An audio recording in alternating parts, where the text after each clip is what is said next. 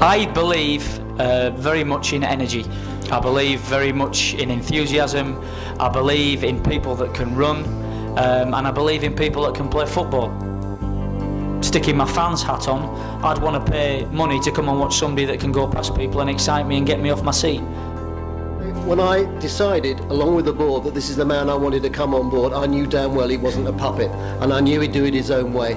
And I knew at the end of the day, he's got an opportunity now. I believe in him. That's not a vote of confidence, it's just a fact. I'll be happy when I think we're where we should be, and that's the promised land, and there is nowhere else to be. To be mid-table or just down below 16th, 18th, that's not right, that's not good enough. If you want to do anything in life, you've got to give it your best shot. And you've got to get players in that want to do that and that are hungry enough to put that shirt on week in, week out and to go and try and win football matches. Nah, I don't want to draw. I want to win. And I want to win big.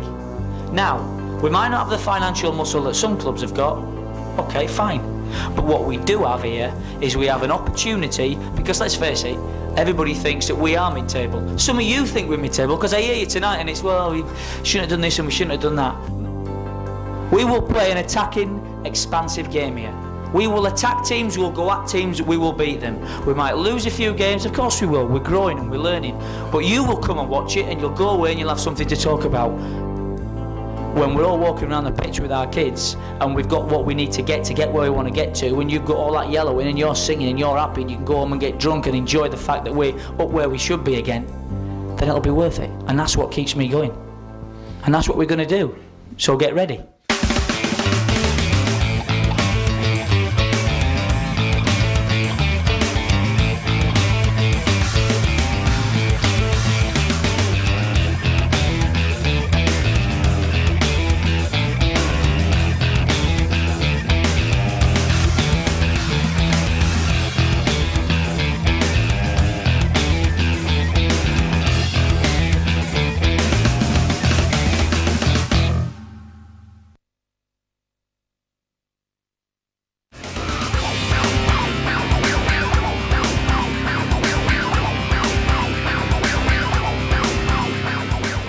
It has been a busy Vicarage Road summer. The camera's out in force.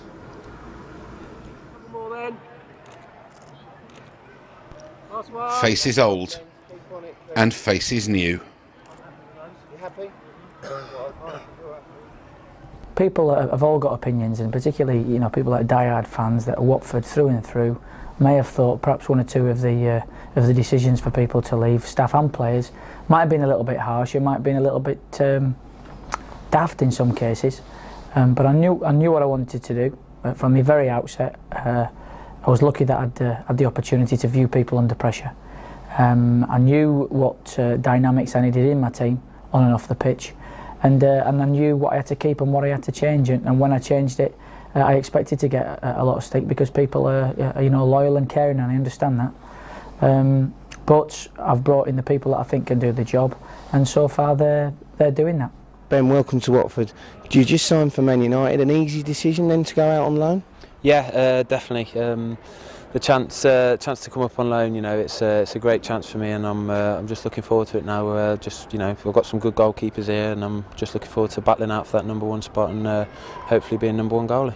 When you signed for Man United, did they make it clear that this would be the sort of experience building thing you'd expect to have to do in your early years? Yeah, that was it. Straight away, you know, when we was, I think when they was doing contract negotiations, they said, you know, it's one thing that we want to do to you, you know, straight away, get you straight on loan, get more games, get more experience, you know, and you can't beat it, you know. They do it a lot at Man United.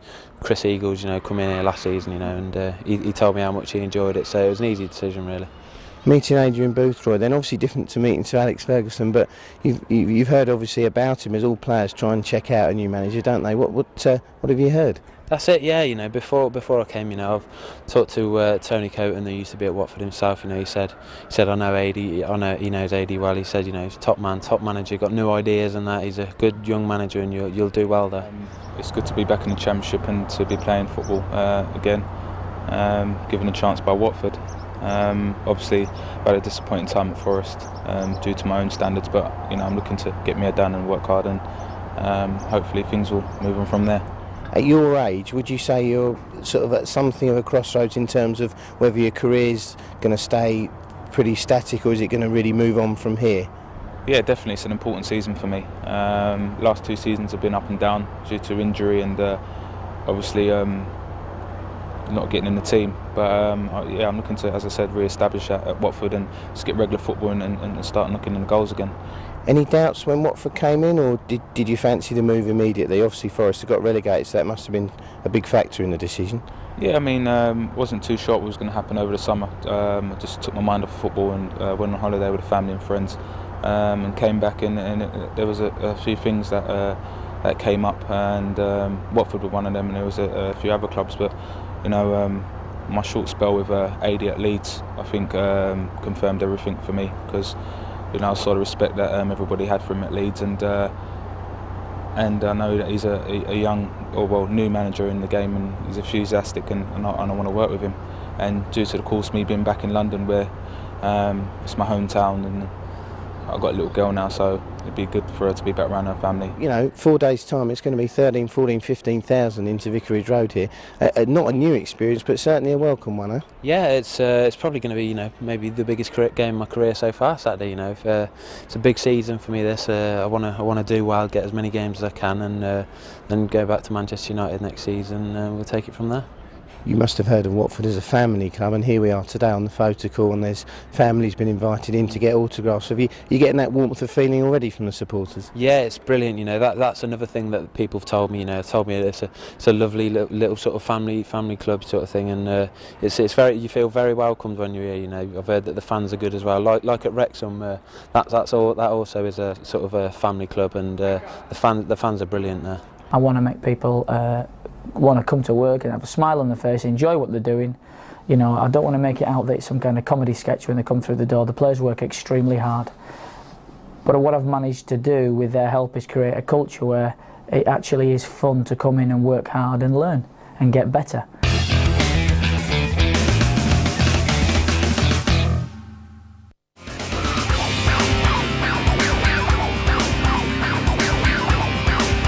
And that was Henderson, and this is Marlon King.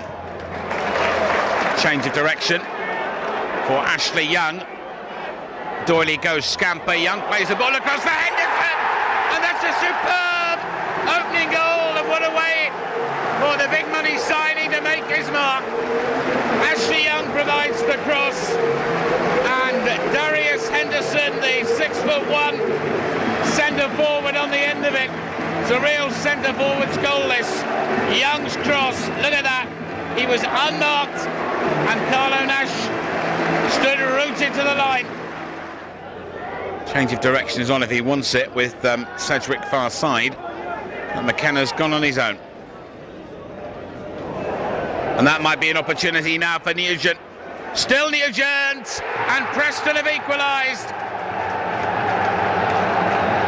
Statuesque in front of Ben Foster, and Preston square it after 22 minutes. Callum Davidson takes. They were queuing up for it, and it was off the line by Jordan Stewart, who did his job. Sedgwick. Cresswell. Atuhu and Jordan Stewart, and nothing wrong with the ball and nothing wrong with the finish either, and Preston take the lead through Dixon Atuhu, and he just ran and ran and ran.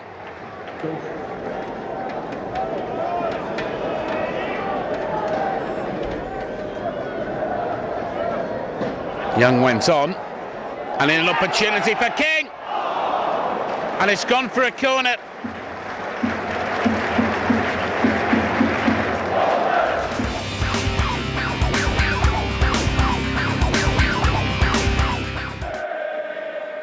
So the corner comes in.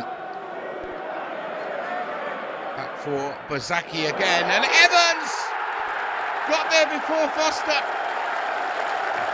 And Argyle lead after just 3 minutes. Force is with the Devon side. And here's another opportunity, and it's Capaldi. And Capaldi compounds Watford's early woes.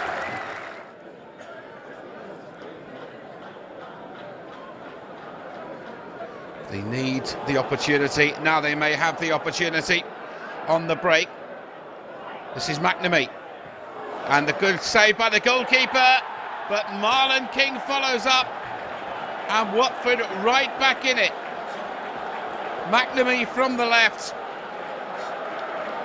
And Marlon King makes it 2-1. Need a hash of that, but it isn't clear yet. And it's Wootton, and it's 3-1 Plymouth.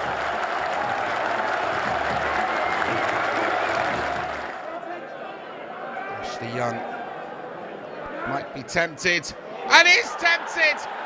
Super strike by the youngster. 6 minutes after half-time, Watford back in it. Super free kick. Foster makes the clearance. Now maybe for Young. Oh, that's beautifully done. Super finish. And it's 3-3.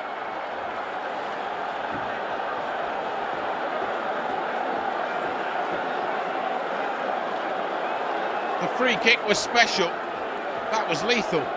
Well, after the game against Preston, the way we started the match, speaking to their staff after the game, they had a fear of us. They were afraid. They came here and they played a certain way, and then we weren't. You know, our youthfulness and our naivety in many ways allowed Preston back into the game, and they ended up getting a win 2-1, and probably could have scored more. And we allowed that. We beat ourselves rather than Preston beat us, and that was a big learning for us. Then we go down to Plymouth, and we put in a shambolic performance in the first half and just roll over. And at half time, I think was a turning point where I asked the players to make a choice whether they wanted to be promotion candidates or whether they just wanted to be average like they were the year before or the year before that. And they made a choice. We've made a choice. Anybody that comes into this team and this environment makes a choice to be the best they can be and to push themselves and the team harder than they've ever done before. And if we do that, and we have done that in certain periods, and we learn, then they'll get better. And that's what's happened.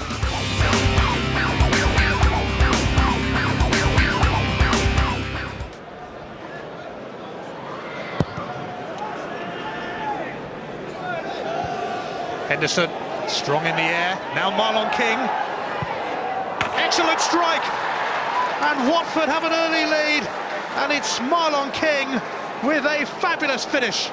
Magnificent, absolutely superb. The two new strikers together, it's as if they've played together all season, because look at this, the way that he peels off with the header, and then the take from Marlon King just lobs it inside Darren Pearce. He can't move big Darren Pearce because the touch is so good and it's just away from him. There it is. He tries to stick out a left leg.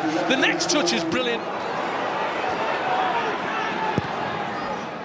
Devlin again, this time for Marlon King, who battles with Leuven's. Devlin, another inviting cross, and it's a different outcome this time. It's been tucked away by Darius Henderson, and Watford are 2 up early in the second half. Well, that was better. He did get a bit of power on it this time, but Darren Pearce, what are you doing? You had a warning a few minutes ago when he crept in behind you and had a free header. This time, you stood watching the ball once again, and all he does is he moves a yard away from you at the back post. The arm goes up, Pearce is underneath the ball, and then he starts to get the power on it. The direction is down into the bottom corner, and this time, the slight deflection comes off Pearce's head as he heads it back across the goal. He's in front of him, there's the deflection, takes it into the near post. 2-0. Broken kindly to Devlin.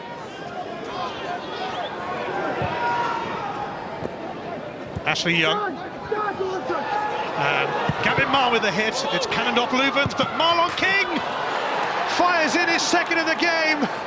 3 goals and surely 3 points for Watford who have been hugely impressive at Ninian Park tonight.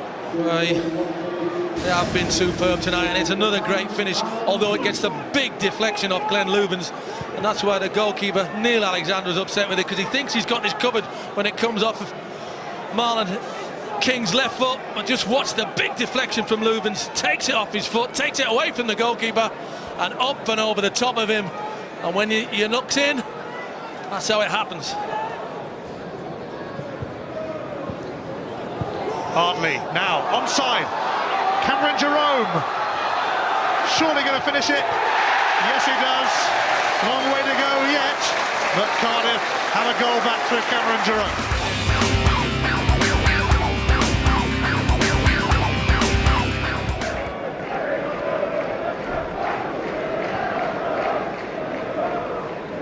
Devlin needs to use the trickery.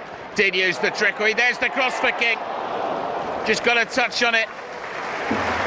No power and not the direction he wanted. But a positive piece of play by Paul Devlin.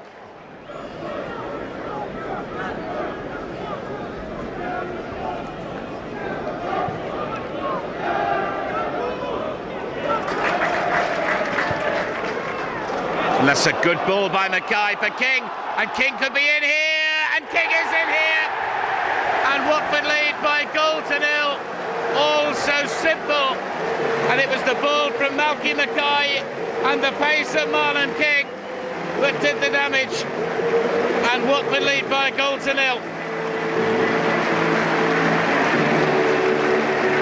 There was the Mackay ball. There was the King control. There was the goal-scoring finish.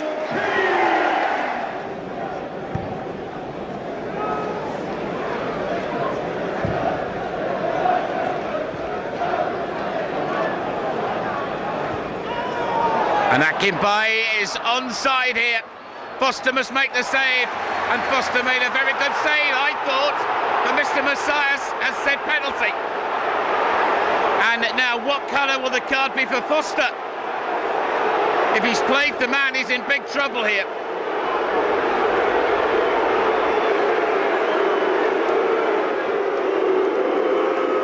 And it will be Gareth O'Connor from the spot against Ben Foster.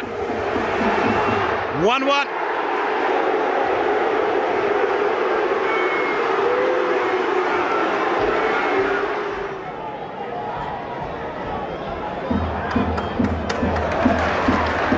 King. Mann, that's a nice move. Now Young, plenty forward in this attack for Watford. He's got Jordan Stewart outside him. Here's Gavin Mann. Here's Mann's effort, deflected, and in! Got a deflection, I think, but Gavin Mann got the goal. And Watford are back in front. And it's a really good move that's produced the goal.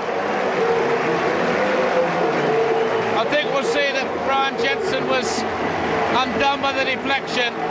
Crossfield ball, Young for Mann. Now, did he take a deflection? Yeah, it did. That's what defeated Jensen.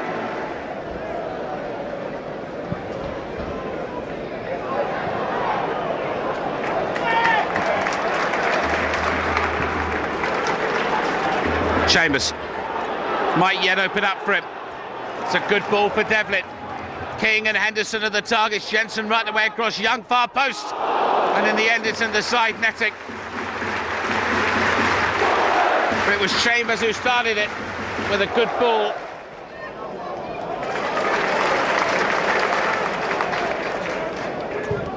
Lloyd Doyley is preparing for action.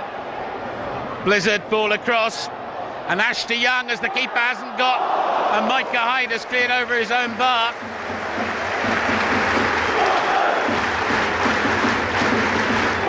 Defending well, the Burnley right back. There was the ball across. Jensen, I don't know what he was up to, but Micah Hyde, not for the first time in his life, put one over the rookery end bar. Chris McCann. Burnley have certainly had plenty of possession. O'Connor goes on. Noel Williams. This is McCann. right the way across the whole lot of them. Opportunity knocks in the end, and Blissett made the clearance. Finally, it's Noel Williams, and it's Foster with an excellent save.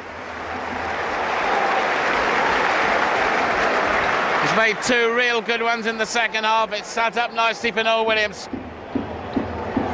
And Foster on tiptoes, doing the necessary.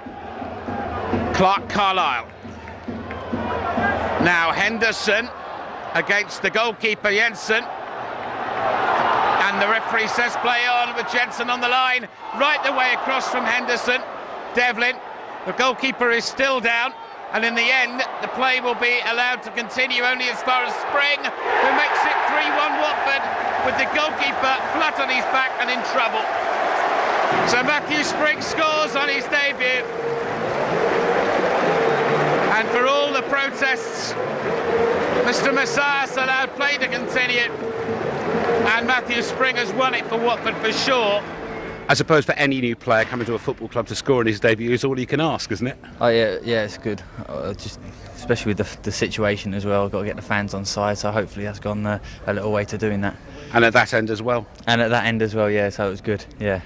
But a bit of a bizarre afternoon. I mean, as far as you were concerned, the fact there was no goalkeeper on the line was irrelevant. You just had the ultimate example of playing to the whistle. Yeah, I was waiting for the ref to blow up, to be fair. You let it go across the goal, back again, and then... But no, you just got to play on, I suppose, as I know the goalie was injured. But no, I'm glad to get off the mark. I think we've got to make Watford fortress, really. We've got two decent results away and scored 6 goals, and there wasn't no reason why we couldn't take it at home. And as I said, we've got to make teams work for their points when they come here. Good start for you, but a great ball from Malky, who, of course, presumably there wasn't much training sessions between you two this week. No, definitely, but Malky's he's been around the league and he's been to the Premiership, and obviously him and Clark Carlisle are forming a good defence, and obviously Jay Demerit, we can't forget about him, who's played his part and will do this season. But yeah, the manager just said just put him behind, because me and Darius was causing them all sorts of problems, and it paid off. How much had you actually done with the players since you moved? Because it all happened fairly late in the week, didn't it? Yeah, just Friday morning. We trained Friday morning, just done a little bit, set pieces, and that was it really. So yeah, I was just rushed down here. I had no boots to training Friday, so I had to try and sort all that out for today. So, but no, it's been all right. Hopefully next week I can settle in a bit better and then move on to Saturday. And a great confidence booster for everybody. First home win of the season, whatever the situation, is always an important day in every campaign. Oh yeah, of course. As long as every win's good, but yes, especially winning at home, and that you've got to keep winning at home, make it harder for teams to come here and play. But I don't think we've done our best today. But I think coming out of it with a win, I think always stands you in good stead. Would it be fair to say that one of the nicest things about today was we saw you get the early goal against Preston, and then you couldn't hold it once Preston got level. But the fact is that it's shown as though that this team had grown and had learnt from that Preston experience, because in the end you've won quite comfortably. Yeah, I mean the first game is always an up and down game, and we started well against Preston and we couldn't maintain it. And I think as we're gradually getting on, we're getting to know each other, and we're getting to maintain our leads, and obviously adding to them as well. So it is a good thing, and we've got another game Tuesday and another game Sunday, so they're coming thick and fast, and we just got to focus on the next game, which is not Scotland.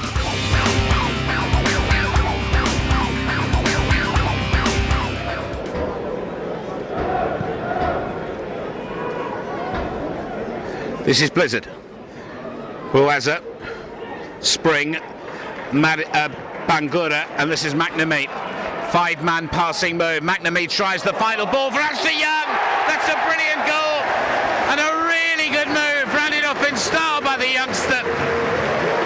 5 passes, McNamee's cross, and they didn't pick up the little fella at the far post. See it again here. McNamee, 3 balls forward, there's the cross. Ashley Young arrives unmarked. Buaza wasn't needed, and Watford lead 1-0 with 13 minutes to go. Young. McNamee, Young, he's done nicely. Buaza and Blissett in the box. Young went all the way, and that is a penalty. Challenge on Ashley Young.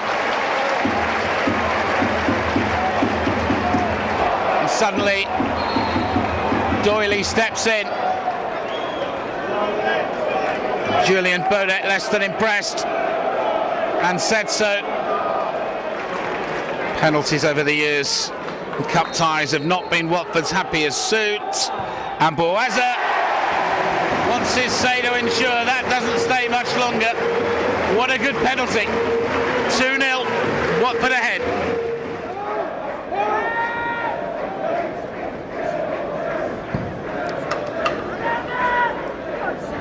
Young, been a real handful. That's nice from Spring. Young, first time baller, back across for Blissett. Pilkington didn't get. Blissett first to the rebound, and it's 3. Well done by Matthew Spring. Ashley Young, the supply line, and Dominic Blissett on the end of it. Makes it 3. Mariappa. And suddenly County are in a one-on-one here, and it's Palmer against Alec Chamberlain, and County have a goal.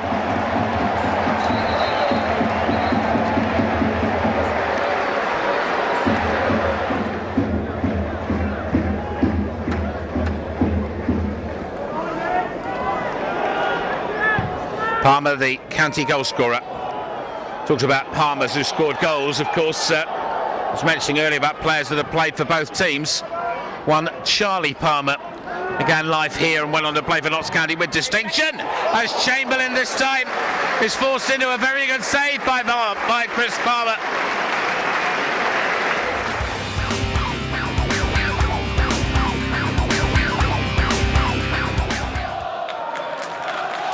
Jolly's throat. Kane King for McNamee.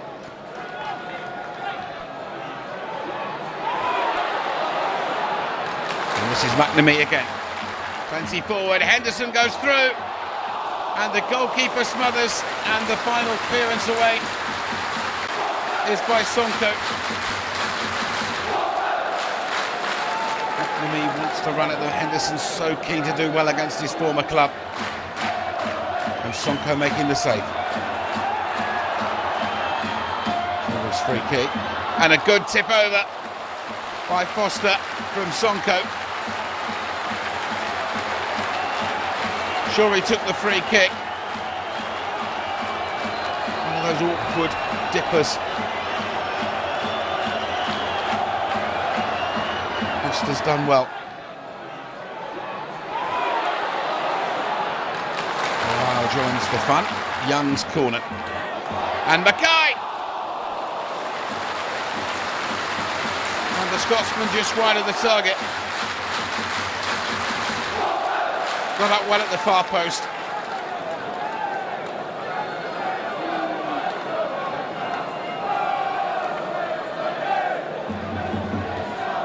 Ashley Young doing a few miles. 1, 2, 3, 4, 5 to aim at. And this is Henderson. Off the line by Harper. Young back in. Good positioning from James Harper. And Darius Henderson did everything right, just found the only man on the line. It's an even better shot of Harper's heroics.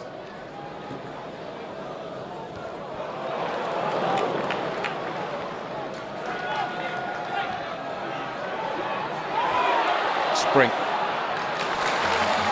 And again, that's nice. Now McNamee might take on his man. Does!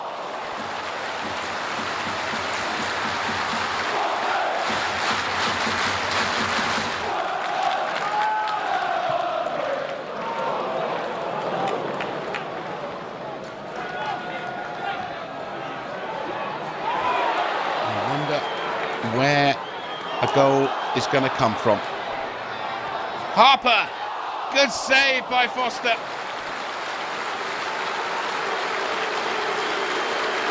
He took off early.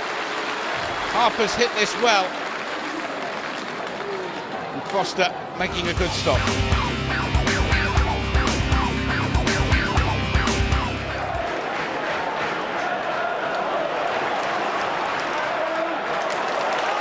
Ball for Rajak. And they'd evaded all of them. Chance comes back in for Boulder. And Derby ahead. 4 minutes played. And Adam Boulder gets the goal. It's a good ball for Chambers. And he goes down, and the referee's given the penalty. He's given the penalty for Jackson's foul on Chambers.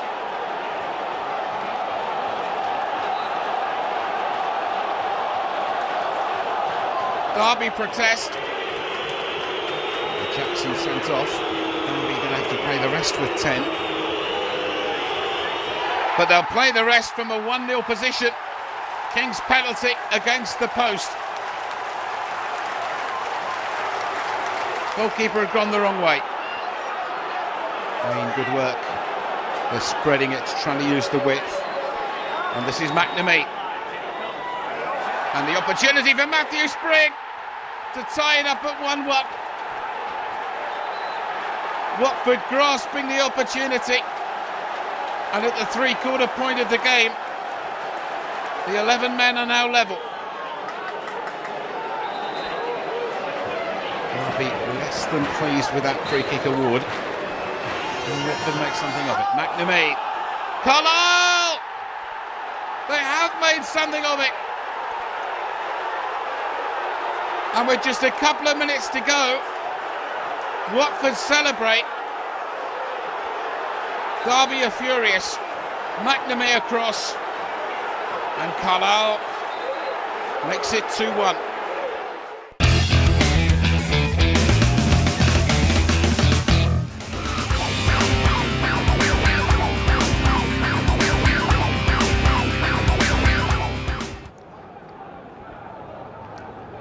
It's a question of keeping momentum going during the fortnight break, or just less than fortnight. This is King. Now for McNamee. And Devlin arriving and scoring. Nobody picked out the flying Scot at the far post. Doesn't score too many with his head, but it's an inch perfect cross by McNamee. And the markers went AWOL.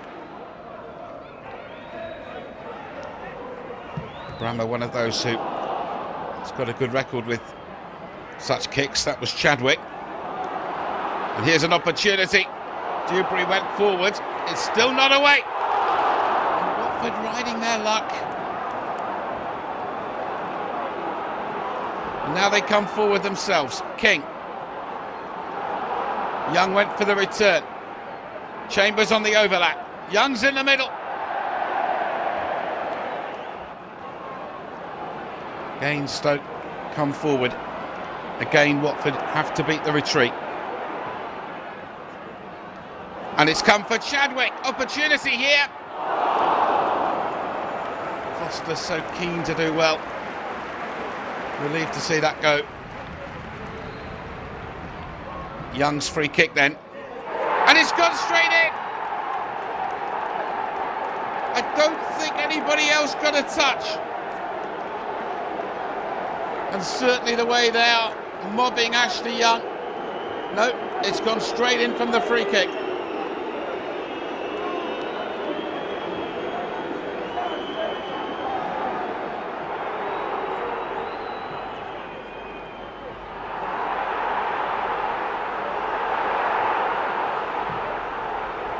Carlisle's clearance. And that was done for Young, who is onside here. He's got Chambers to his right. Young goes on and goes down. And the referee says penalty. Simonsen on Young. And what does Nigel Miller do now? It was the goalkeeper's challenge that felled him. And Simonsen is sent off.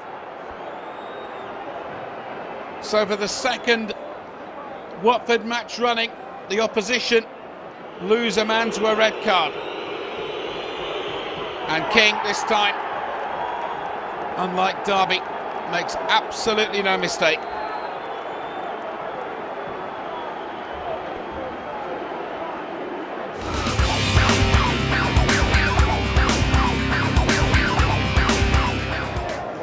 Header by Safri. Jordan Stewart for Watford. Fleming got away with the challenge, which the referee saw nothing wrong with. Carlisle, chase for King, who's got the right side of the defender this time, and King has gone on, and Marlon King has scored for Watford. A really good individual strike. The clearance downfield, and when the defender didn't get it, it was still at an acute angle, and he's done enough to put it past Robert Green. Matthew Spring. Interesting ball. Important stop by Shackle as King was ready to pounce, but King now has, and this is McNamee. And now for Devlin. Needs to deliver quality, does deliver quality. Spring at the far post.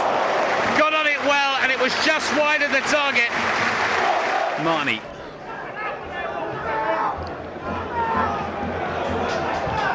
Colin.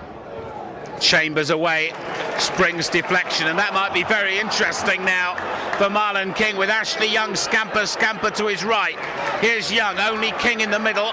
McNamee arriving, Young goes himself. Oh, brilliant! That is a superb second from Ashley Young, and Watford have had 2 chances and have scored 2 5-star goals. The first from Marlon King, and the second an absolute rocket from Ashley Young. And it was King who fed Young, and you were expecting this to come back in. Young had other ideas though. Young's free kick. Safri. Spring.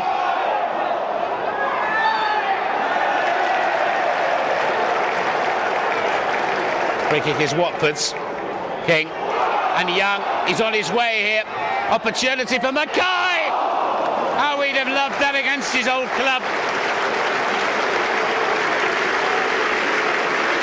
I needed to make sure it wasn't me. I had to go and get an appointment at the opticians and swallow my words. Malky Mackay playing the centre forward role here in the final minutes of the 45. Very satisfying at 45 for the home faithful. Mackay. Young this time got a touch on it, and King hits the post, and it comes back into Robert Green's arms. Opportunism from Marlon King, and Watford so agonisingly close to a third. Paul Armstrong making a point to Malky Mackay.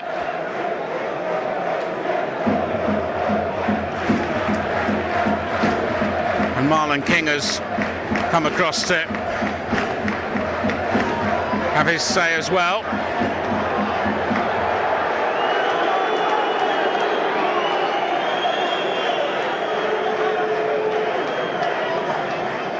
It's Ashley Young and Anthony McNamee, and it'll be Ashley Young.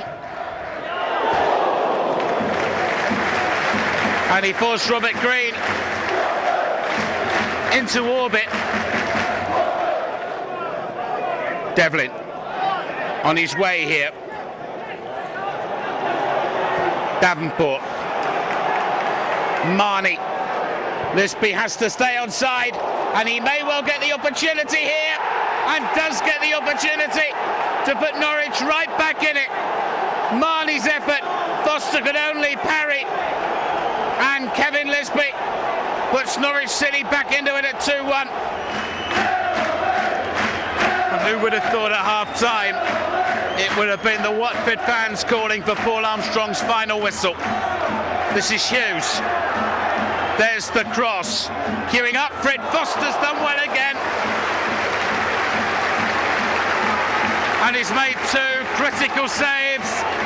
Yes, all right, the first one didn't count, but this is a really good stop.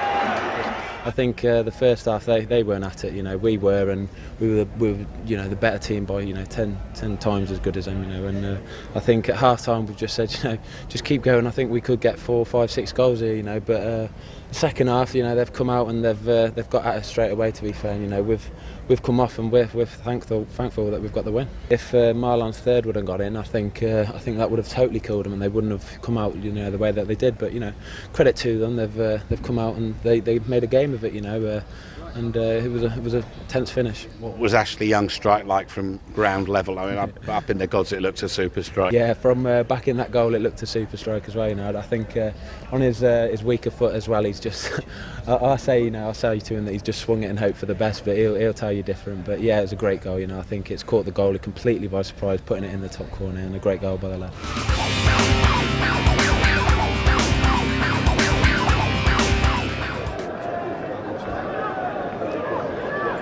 Doyley did well to recover from the initial error and goes on his way here, and he's onside. Ashley Young, opportunity for Henderson, and in the end it's put behind by Kozluk for the corner. And what a chapter of accidents that was. Ashley Young fed by Lloyd Doyley, ball across, Darius Henderson stuffed it, his toe at it, and Rob Kozluk's clearance almost embarrassed Kenny.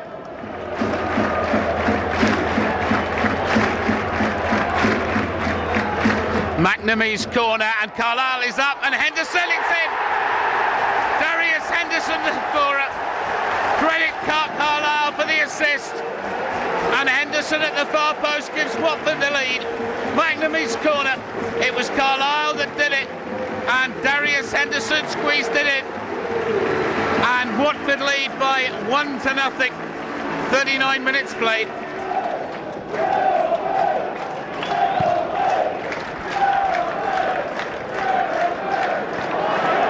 Henderson might make this interesting still, and does make it interesting. It's 2-0 to Watford, and it's a disaster for the Sheffield United back line.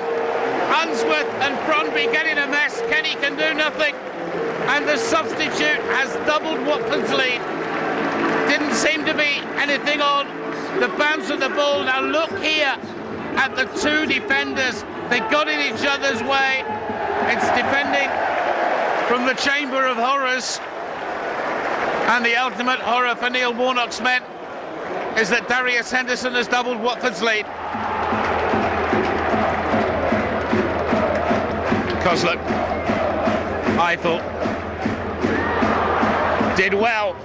Mackay got an important touch, it wasn't a clean one, and in the end Unsworth wanted to hit it, and Quinn decided to go with it. It's gone across now for Kozluk. The header is a very good goal, and it's been scored by Phil Jagielka for Sheffield United.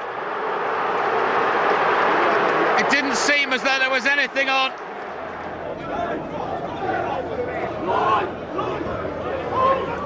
Henderson made a hash of it. It was Montgomery's ball for Eiffel. Sheffield United now try and turn the screw, and 2-2 is the score. Eiffel lets fly, and United are on level terms with 2 in 10 minutes.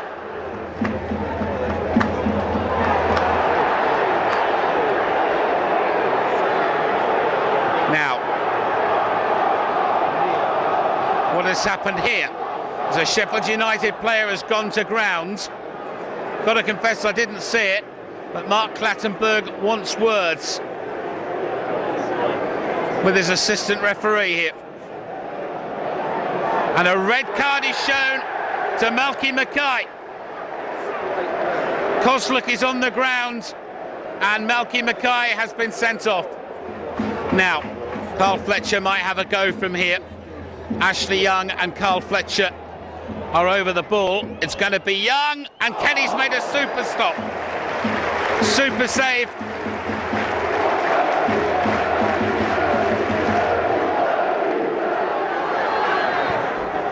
Kozluk.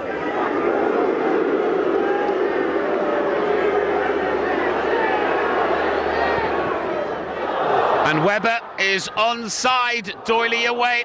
They're queuing up for it here, and it'll come for Eiffel, and in the end it's gone in his own net of Clark Carlisle, and Sheffield United are 3-2 in front.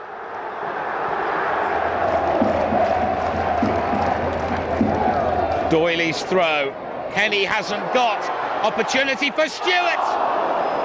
Great stop by Paddy Kenny.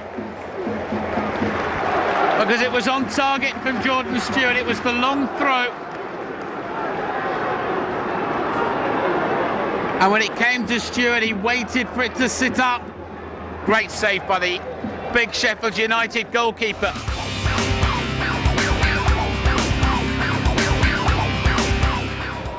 Got 5 to aim at in the box.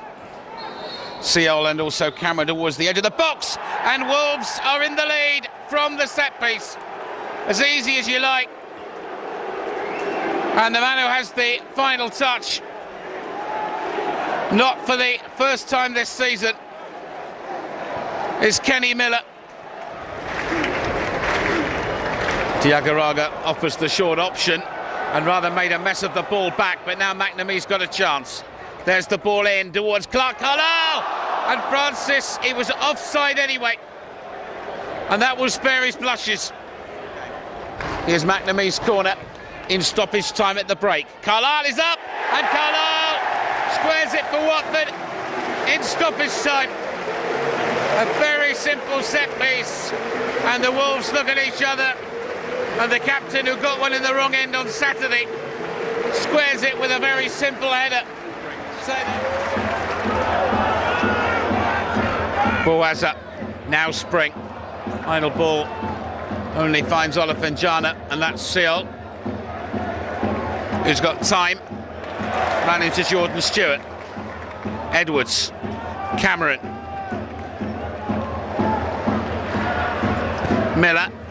That's a good ball in. And the final ball for Georgian Dar, and wide of the target.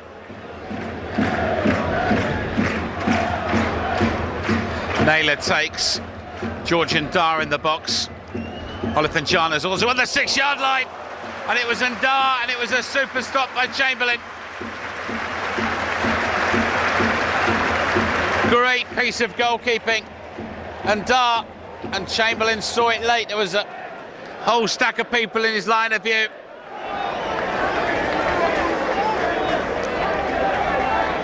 Matthew Spring's free kick. Doyley's gone to join the attack. They're queuing up for it, and the header is by Clark Carlisle again. Another set play, and the captain puts Watford in front.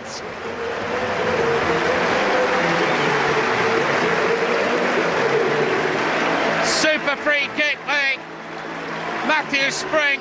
All sorts of trouble, and it's Clark Carlisle in the same goal that he scored the first one, and Watford in extra time lead by 2-1.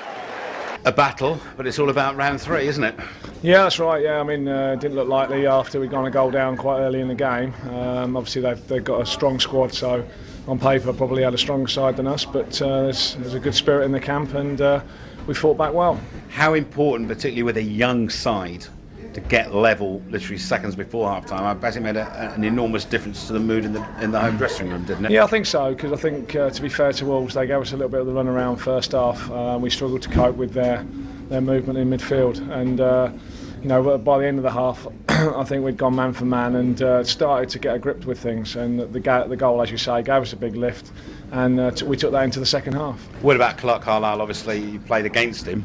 Yeah. This season you played for him. I mean, they're two superb headers, aren't they? That's right. Yeah. I mean, Clark's, you know, he's well documented his danger from set pieces, and he's come into his own tonight and scored 2 cracking goals. And we're just hoping that that's the start of. Well, he's already obviously won games for us at Derby, and I gave him a bit of stick afterwards. After Saturday's goal, he's glad that he's found the right ender again.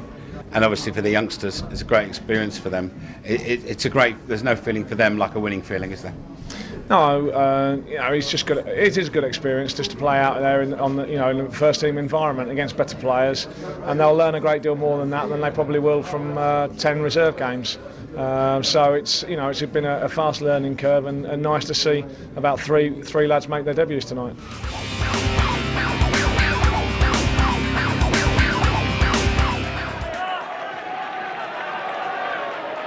Quickly taken.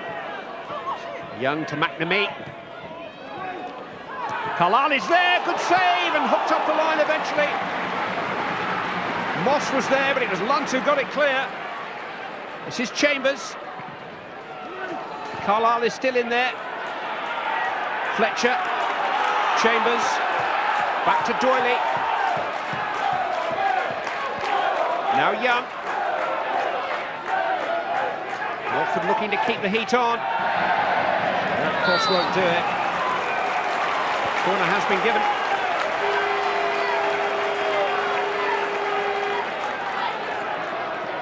But it was Kenny Lunt, sentry on duty, who just managed to reach the ball before it crossed the line, I think.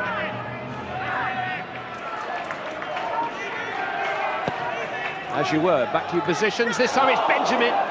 Lunt is able to watch that one past his post. With an aerial threat first from Carlisle, the centre-half, and then from Benjamin, the centre-forward.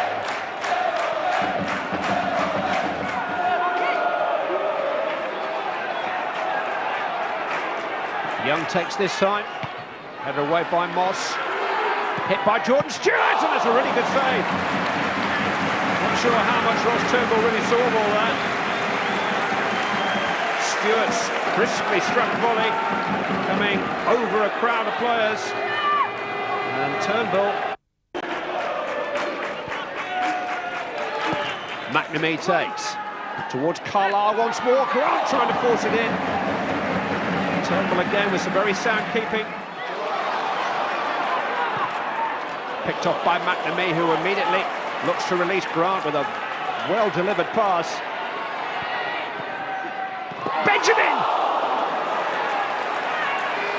Watford have been inches away in the last few minutes.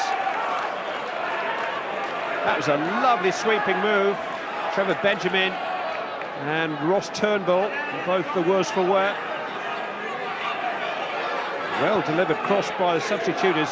Very quickly looked at ease at this level. Is that a match you should have won? I think after the first half performance, Crewe were the better team. In fairness, they moved us around, we played at their tempo. The second half we showed a lot more energy and enthusiasm to want to go and win the game, and I felt we were unfortunate at the end, and I thought I'm pleased with the draw, with a 0-0 draw, a clean sheet, but I would have preferred to win obviously, but it's not an easy place to come in.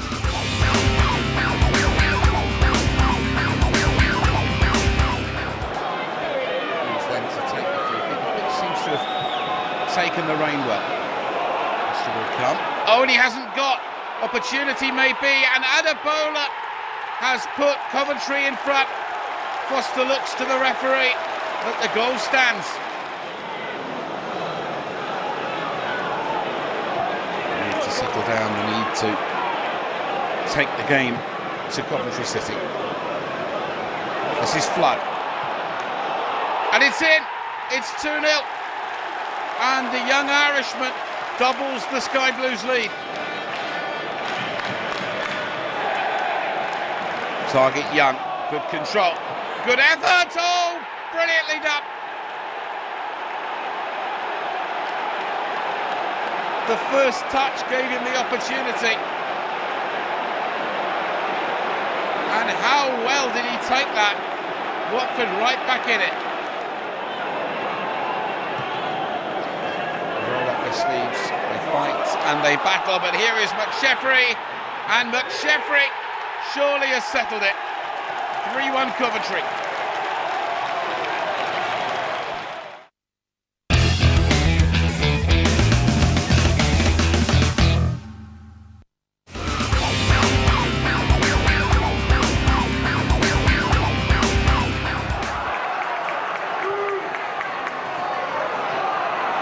Blake.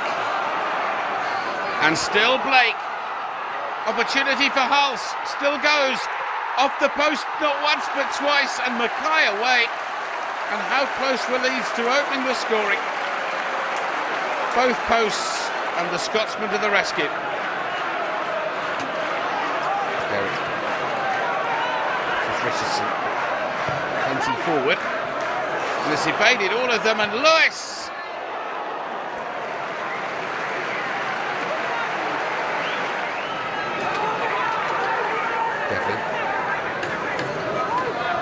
Chambers, and now Young. His chance. Neil Sullivan makes the save.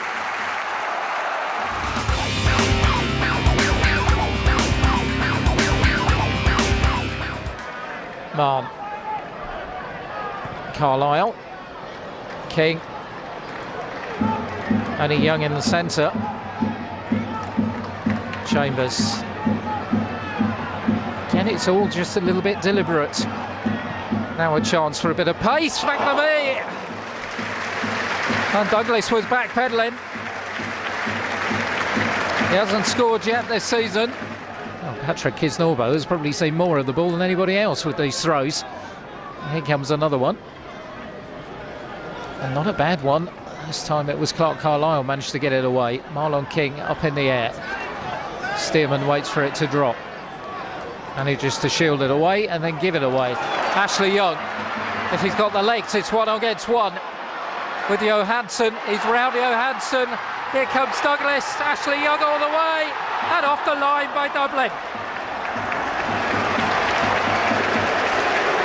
Well, you won't come closer than that. 27 minutes in, he did everything right, and then Dion Dublin to Leicester's rescue.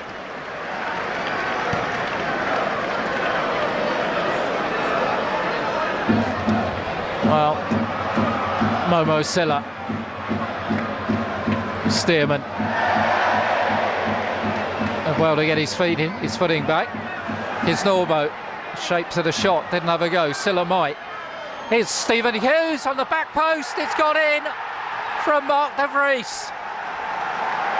And less than a minute after their captain cleared off the line, Leicester City are in front. McCarthy's got King at his back. Deals with it competently enough.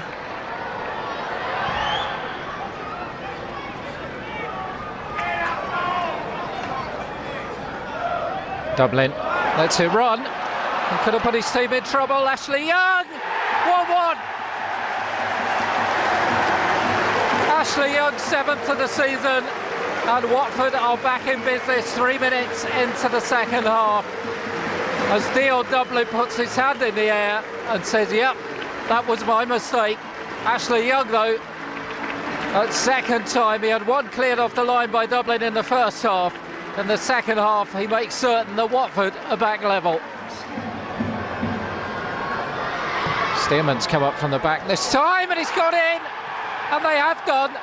It's Kisnorbo, the Australian, who has made it 2-1 within a minute. And once more, Momo Silla the provider. De Vries. To Johnson. Hamill. Hume had started the run the other side of Mulky Mackay. Here is Hume, chance to wrap it up. Oh, another chance. And Watford let off the hook. Foster. Dublin and Mackay, Carlisle there as well. Chance for Marlon King. Well, the hands on the head say it all. That's what putting the big men up front does for you. Causes some problems inside the opposing defence. And when it falls for your top scorer, you expect a better finish than that.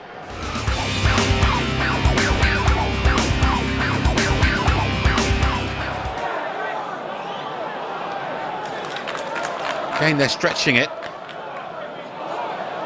And Brunt is onside, and this is a real chance for Wednesday. And Chris Brunt opens the scoring. For about 5 minutes, and Young from close range squares it.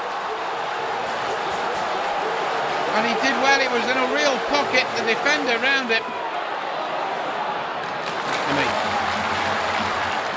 There's the ball in. King, Young, the woodwork, and in the end cleared away.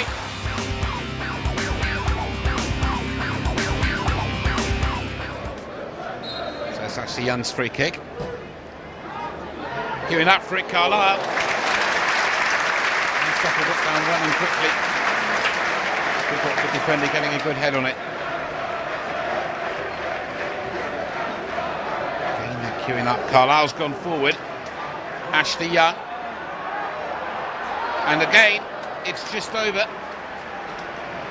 Darius Henderson coming in at the far post.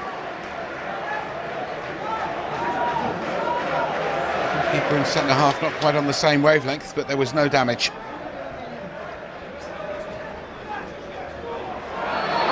And now a chance for Forster. Ball played to him by Magilton, and now for Curry. Foster's come a very long way out. Curry still goes. Got Richardson supporting, he wants him. He's got himself, Curry.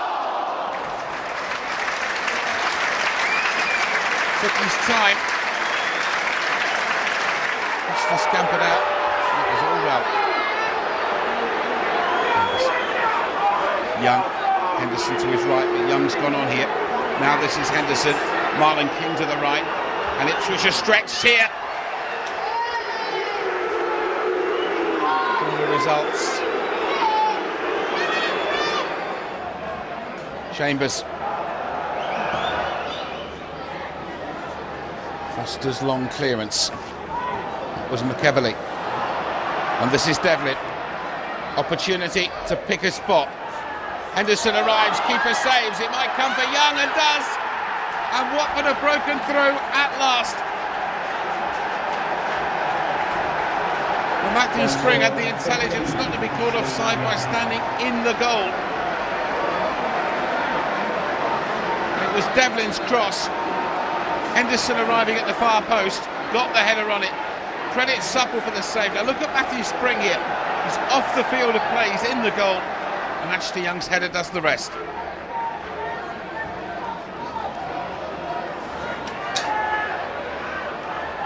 Spring. Doyley. Henderson. Good save by Supple. Again, the crosses doing the real work. Supple made a good stop. The first 50 minutes of the game, you know, it was a battle. Both teams were feeling each other, you know, feeling around, see who could get on top of the game, and thankfully for us, it was us who did. Yeah, it's very important to get the 3 points, especially coming to a ground like Ipswich. Just getting back on track of winning really, and getting 3 points is even better. Everything becomes a habit, and it had been 6 games and 3 draws, 3 losses, and it was important that we pick up 3 points. Because that gets us, you know, starting back in the right direction. So hopefully we can build on this. I don't think he's had one below, you know, good performance at all this season. He's been absolutely excellent, and he's a real good a leader at the front. You know, he leads by example. You know, he'll never stop running about, and it's like I said, it's a good example for the rest of the lads. And you know, we've got to try and keep up with his standards. Yeah, that's right. It's good to see all the fans happy, cheering and clapping at the end, and then singing my name's even better. So you know, we just want to say thanks to the fans for travelling away, and let's keep winning really. It's the first time in a while I look forward to going into training. You know, I'm really enjoying playing my football, and I think I can speak for the rest of the squad. The gaffer makes it really enjoyable. We work at the right times, and we play at the right times, and it's fun going back to work again.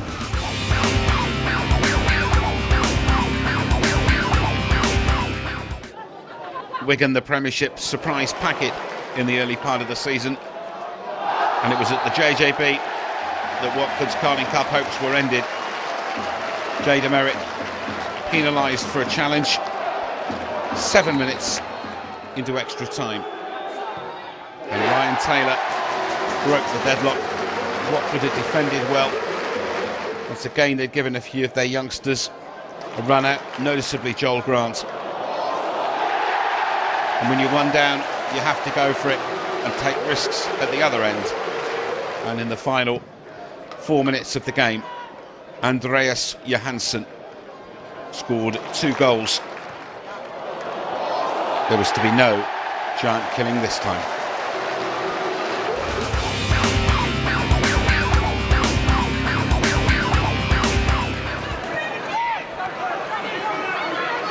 Spring.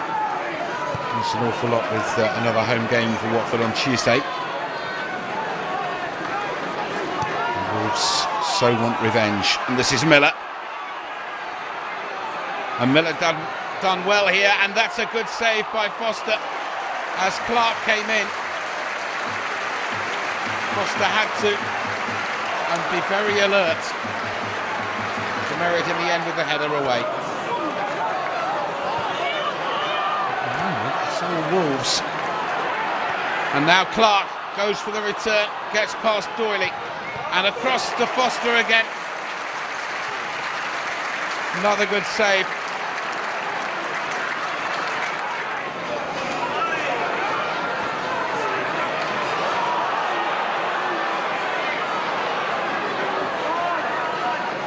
Still he goes on. This is Anderton. Opportunity, Foster blocks, Edwards. Good covering tackle. Anderton went to position rather than power. Anderton's corner again.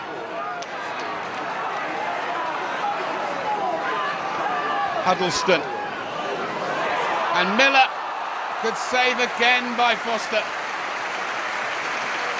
Like Horatio holds the bridge at times. The young Watford keepers excelled.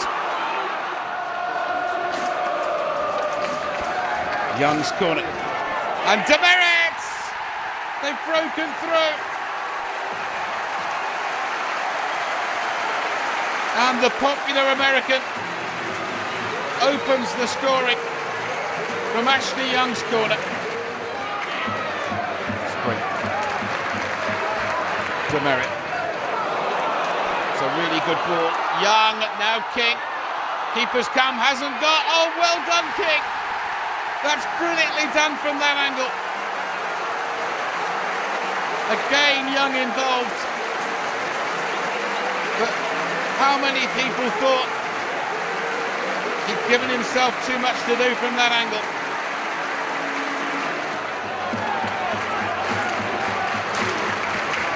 Young's corner. And Devlin! It's 3. A match turned totally on its head.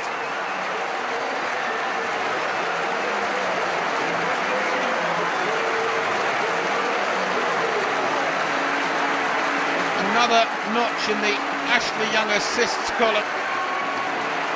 Header into the path of Devlin. 3-0.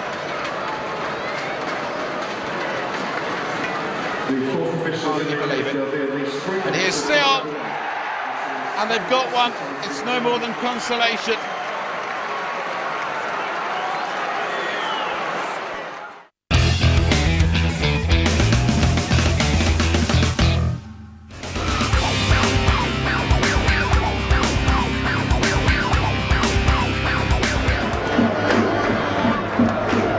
Young takes. Marn arrived, went right the way over the top. Looked to Martin Atkinson, who had a very good view and said nothing. McNamee this time, and a great save by Simon Royce. Well, the referee said nothing when the ball was played, and Marn went for it. Here's the effort from McNamee, took the responsibility himself, and it was a very, very good save by Royce. Here's Marn, now Devlin. It's a good fast tempo to the game. Devlin for Doyley. King and Young are forward. Doyley needs assistance. Comes in the shape of Matthew Spring. That's a good ball through for King. That's brilliantly done. And it's a really good save by Simon Royce from a wonderful touch by Marlon King. The goalkeeper had to make the save because the dummy to get him round the defender was quite audacious. Spring. Change of direction for Devlin. Little more than 5 minutes of the first half remain. Still 0-0. And this is Devlin. Looks for Marlon King. McNamee is far side with a moment or two to consider his options. McNamee goes on, right the way back across. Young down this time, and it comes for Spring, and it's in the back of the net for Watford. And they have broken through with Matthew Spring's goal. McNamee with time, looked up, considered his option, right the way across. King's jump, headed down, and Matthew Spring bravely falling, heads it in, and Watford lead by a goal to 0. Clark Carlisle clears. This is McNamee. Looks for the option here. There's the cross, it's not a bad one. Spring was arriving, didn't quite reach him. Chambers under pressure from Santos. Young, his positioning was good. Here's Chambers with an opportunity. He'll go through. Good save by Royce. It's good play by James Chambers. And a very good piece of goalkeeping by Simon Royce. Young takes. Carlisle across. They all came charging in. Marlon and Demerit almost got in each other's way. Here's Matthew Spring. Great stop by Royce. Young. King. And Young. Wide of the target. And again, it was Royce to the rescue. Doyley.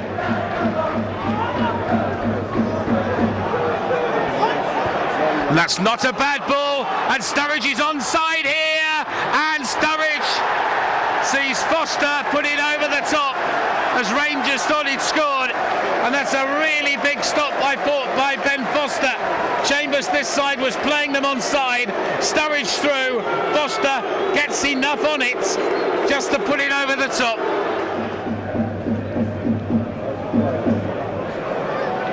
King opens up here for Spring, for McNamee, it's two, and that surely is the crucial moment in the game. And McNamee with the left foot, and Rangers, who've been looking the more likely side, are undone by defensive frailty here. King did well, but Matthew Spring spotted the unmarked McNamee. Royce could do nothing. Only Sturridge has stayed forward for Rangers. Young's free kick, right away across. And did it touch anybody? I don't think it did. It's Ashley Young's goal. It's his 10th of the season, and we'll need another look. But I think that has gone straight in without Marlon King touching it. See it again. Now, is anybody going to touch on this? No. It's 3, and it's Ashley Young's goal. It's Rangers' third corner of the second half, and Cook will take. Right away across, and it's in. Chitu's header, and Rangers have a consolation with 91 minutes played.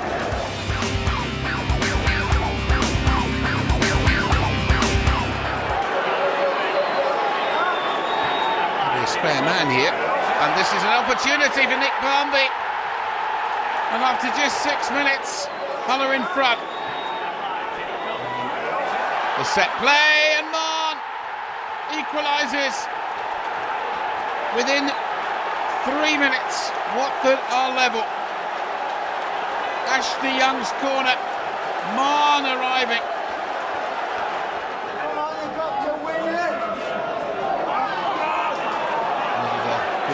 And did, and Woodhouse deflected and over by Foster.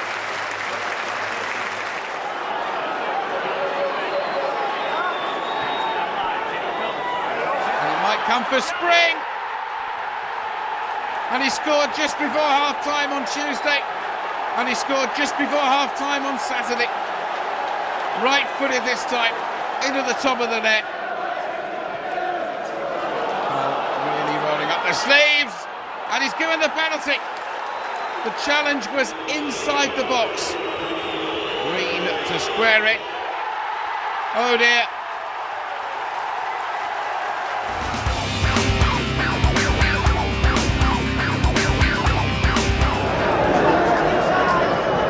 There's the free kick. Carlisle's come in. And Carlisle has put Watford into the lead.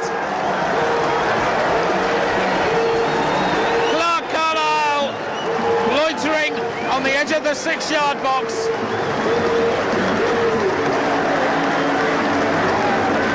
And he heads it home. And Watford ahead by a goal to nil.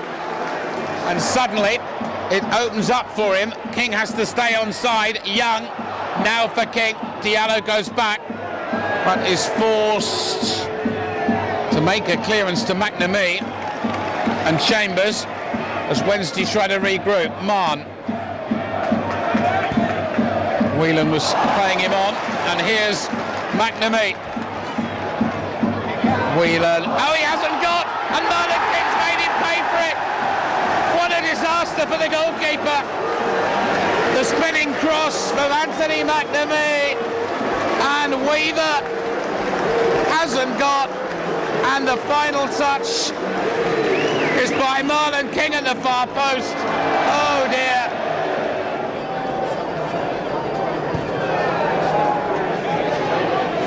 King was the jam in the sandwich. This is Doyley. Ashley Young. Doyley. Now King. Looks to play it in for Spring. An opportunity! And deflected for the corner. And he had a real chance to make it 3. And that will make Nicky Weaver feel better. Marlon King. McNamee, Young and Devlin, and he's onside here, McNamee. Good tackle by Chris Brunt, needed to be and was. McNamee, Chambers arrives. Good ball for Young, he's onside here. Young right away across, Devlin back across. No one in the middle but Matthew Spring. Deflected, King wide of target.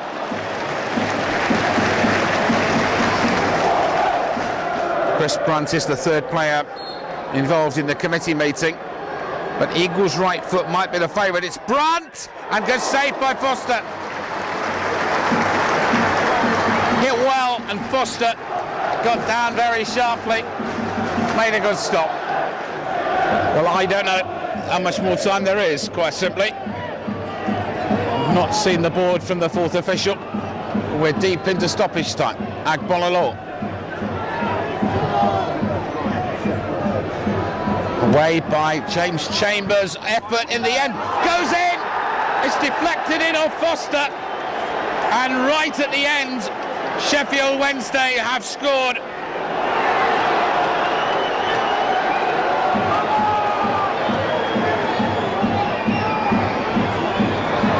Agbololo, is there yet time? There is, you know, but he's put it widely, Peacock. If I'd have said to you back in August, before a ball had been kicked, that would reach the end of Sheffield Wednesday on the 19th of November, 35 points, 5 straight wins, 5 wins at home, which is the same as for the whole of last season, and 3rd in the table, would you believe me? I don't think so, no. We went into pre-season knowing we had a lot of good players, and we knew if we got off to a good start, we could be there or thereabouts, but not as high as what we have been so far. What do you put it down to? Just hard work, belief in that we can beat teams home and away, and the youngsters are just coming on and expressing themselves, and it's working so far. And what will it need to stay in the thick of the promotion race until the chips are really down in April? I think just keep doing what we're doing, believing that we can beat most sides. Injuries as well, if we can stay injury free, we've been a little bit lucky so far, so we can keep a lot of players off the treatment table. I think we'll have half a chance. And the captain is fit and loving this, aren't you? This is why I come to the club. I said to the gaffer in the summer I want to get to the Premiership, and he said so do I, so long may this good run continue.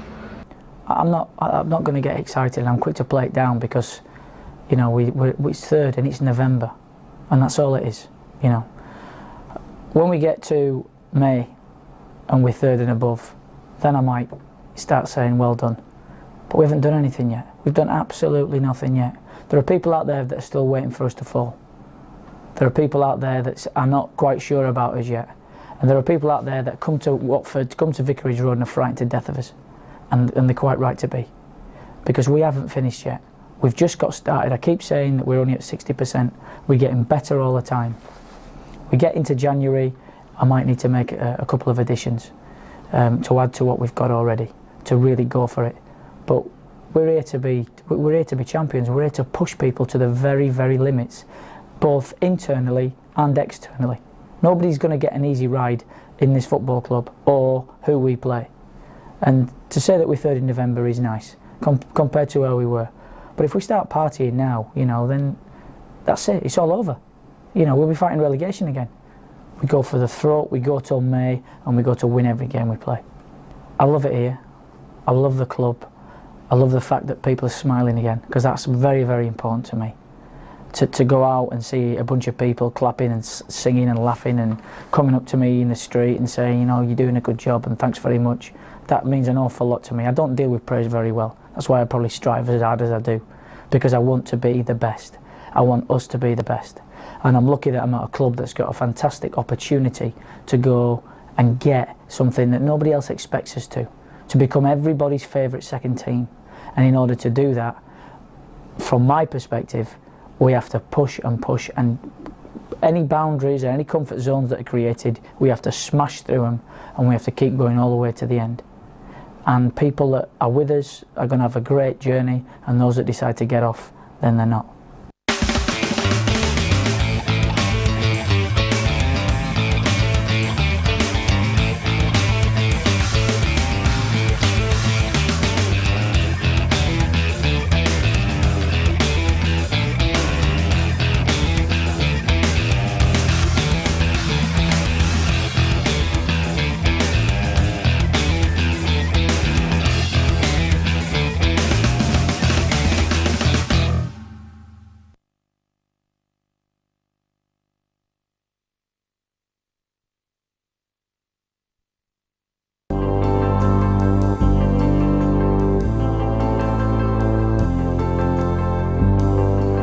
Ash, if someone said to you in the summer that by Christmas you'd have had 10 goals and been one of the mainstays of the first team, would you have believed them?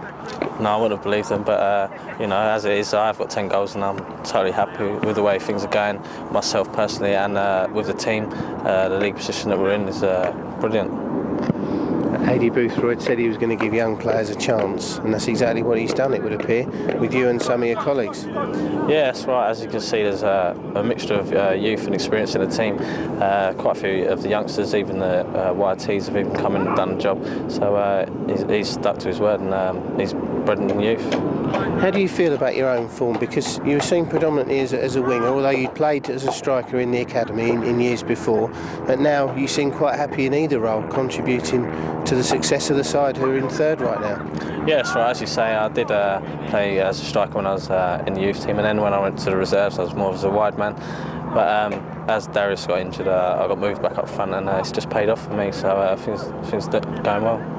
How do you feel about the way things are going at Watford this season? Because there's a sense that everyone expected us to struggle, pundits tipping us for relegation, and yet we've surprised so many people. Are the players here surprised?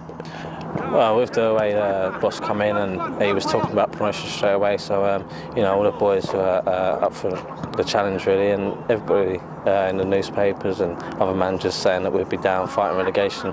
As you can see, we're up in the table, so we're surprising everybody. How do you feel about your partnership with Marlon King? Because that seems to be blossoming with the absence of Darius Henderson through injury. You've got a chance to really gel with someone up front there, and Marlon seems to be an excellent fit for you. Yeah, that's right. As you can see, the partnership's going well. Both scored a goal. I think it's 16 between us. You know, Darius got injured, and then it was both of us put up front, and you know, just in training and on matches, and everything's going well. You've been with the club a long time, coming up through the academy ranks, and you got your chance a couple of seasons ago. What's new about this season? What feels new here, both at training and match days? Just everything about the way the boss has come in, new staff, new players have been added to the squad, and you know, it's just paid off really for everybody on the staff side and playing side. Everyone says the key word's consistency. We've shown consistency, but we've also shown we can win games when we haven't necessarily played that well. Is that something about the makeup of the side, the pace and the power that we've got? Yeah, that's right. As you can see, we're really pacey side when we attack. We're frightening teams. Teams are frightened to come to our home ground. So, you know, just keeping us together is what's doing well. Enjoying life at Watford, enjoying working with Adrian Boothroyd. It's a brand new challenge for you, this involvement, isn't it? Yeah, it's a brand new challenge. Everybody's enjoying it. Everybody out, you know, training's good. Everything's fun around the training ground. So we just take that into games, and it's been doing really well for us. Clark, a brand new season and a brand new chance for yourself at Watford. I don't suspect you could hope for it to go much better. No, it's been an excellent start. As you say, brand new start for me coming here to Watford, and I'm absolutely delighted with how it's going. The place is fantastic. The gaffer's an excellent manager, and the boys are a different class to be around. So I'm delighted to be here and delighted to be a part of what's happening. When I came to talk to AD in the summer, I knew his ability from Leeds, and like I've said often before, you know, he was the reason that I came down to talk to Watford, and it doesn't surprise me at all how the team's doing, because the man's very knowledgeable and he's very charismatic. He knows what he wants from his team, and he knows how to get it across to them as well, which is more important. And he's building something special here, so it might be a surprise to other people outside, but you ask any of the players, it is not a surprise to us. We have our targets and we have them set, and you know, we know what to expect of each other, and we'll let you know if we hit them at the end of the season. You know, for anyone, for supporters and for people observing the club, anything's possible. You know, if you get a team of players who are willing to do it and who are willing to put themselves on the line for that team, then anything's possible. Whether you've been playing with Jay Demerit, the youthful exuberance, or the experienced head of Malky Mackay, there seems to be a gelling between you guys.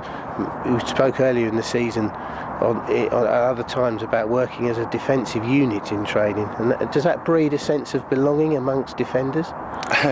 Well, everywhere you go, you'll always see there's a defenders union and a goalkeepers union, etc., etc. But this goes back to the question you said about, you know, training paying dividends. You know, we all work hard at our positions in training, and we don't just play with a set two. You know, whoever plays in X position always gets you know, their chance to practice in that position. So when it comes to a Saturday, whether you're of the expected to, whether you're sat on the bench, you know that when you get on the pitch, you can do that job, and it breeds faith in each other. You know, I don't doubt whether I play with either Malky or Jay, or whether they play with each other, that the defence is going to be solid. Seems clearly the right move for you coming to Watford. Just how much are you enjoying it, and how much more have you personally got to give? I believe that I've got a lot more to give. The gaffer is teaching me new things day by day. You know, Dave Hockaday, he's excellent. He also is teaching us as a back four how to play together, you know, how to play as a unit. I'm learning more, and I want to progress more, so hopefully there's a lot more to come. But who can't enjoy being in a winning side, you know? Who can't enjoy coming in here? Training facilities are excellent, you know, lads have a great laugh and we work hard. It's fantastic.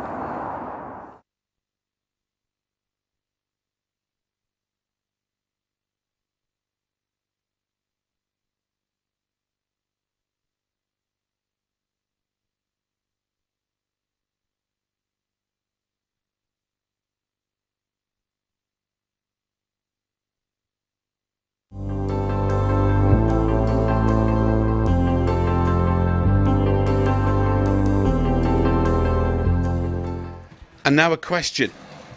How in 4 weeks do you turn a bar into a mega store? These pictures will help. Ladies and gentlemen, welcome to the Rookery. It still looks like a shell almost. It's hard to believe it's going to be ready, but it's going to be a riot of colour tonight. Yeah, it will be, and I think that this is a tribute to everybody who's played a really key part in this. The last 24 hours are the culmination of all the hard work over the last 3 weeks. It's a jigsaw puzzle being put together, and by 4 o'clock tomorrow, it will be a varied set of colours, and hopefully full of people obviously enjoying the store. The opening of the Rookery, wrote Graham Simpson, the club chairman, in his programme notes, is the start of a journey for this club which, given time, more effort and some luck, will see Vicarage Road transformed. Transformation in 24 hours was spectacular, let alone long term. Merchandise for young, merchandise for not so young.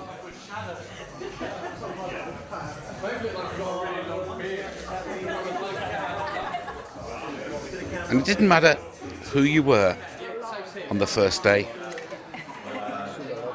One transfer window from rail to basket is open even before January. The Rookery store open before Christmas. Only one man could possibly do the honours.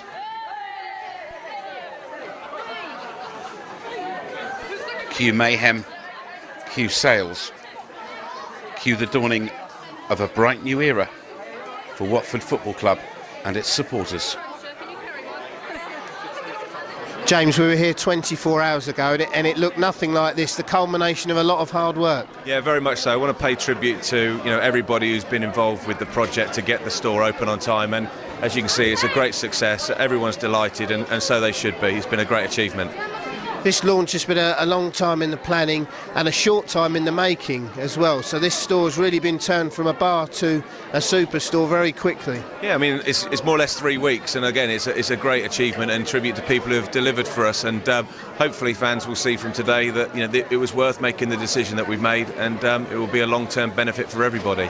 Are you pleased with what you see today at the end of everything after a long night last night?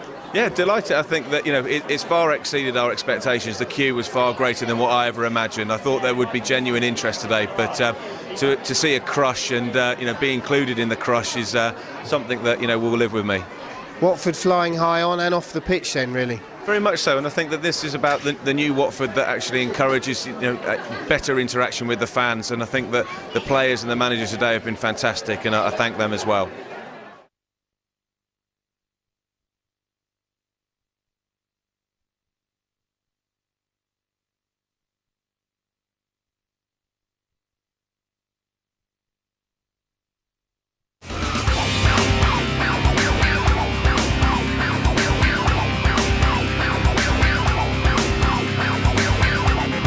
At the home of Watford Football Club just 10 days before the start of the new season to debate an eventful close season for the Hornets. Thank you for your patience both at home and here.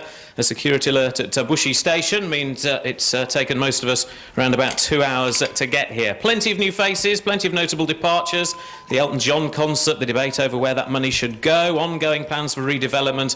It's all been crammed into a matter of weeks. Suffice to say, not everyone agrees with what's happened. Some might argue not anyone when it comes to certain decisions, but to their credit, the men who've made those decisions are here tonight to answer your questions. We have the Watford chairman Graham Simpson, manager Adrian Boothroyd, and the Hornets chief executive Mark Ashton. We're joined here in the club bar under the Rouse stand by over 200 Watford supporters, many more listening live on Three Counties Radio, on FM and medium wave tonight, and we're live around the world on bbc.co.uk/Three Counties and also on watfordfc.com. Okay, this is obviously something I do want to talk about, and I have to go back a little bit, and please forgive me, but it's very important because, as everybody knows, I am a fan of Watford.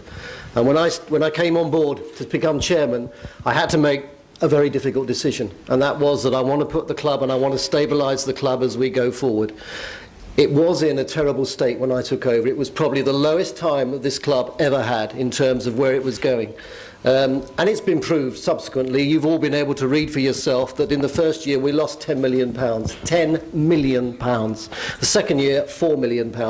And I'm sad to say, and I'm not allowed to say the figure, as Chris, my financial director, has told me, we will lose money this year. We haven't got to the stage of break even.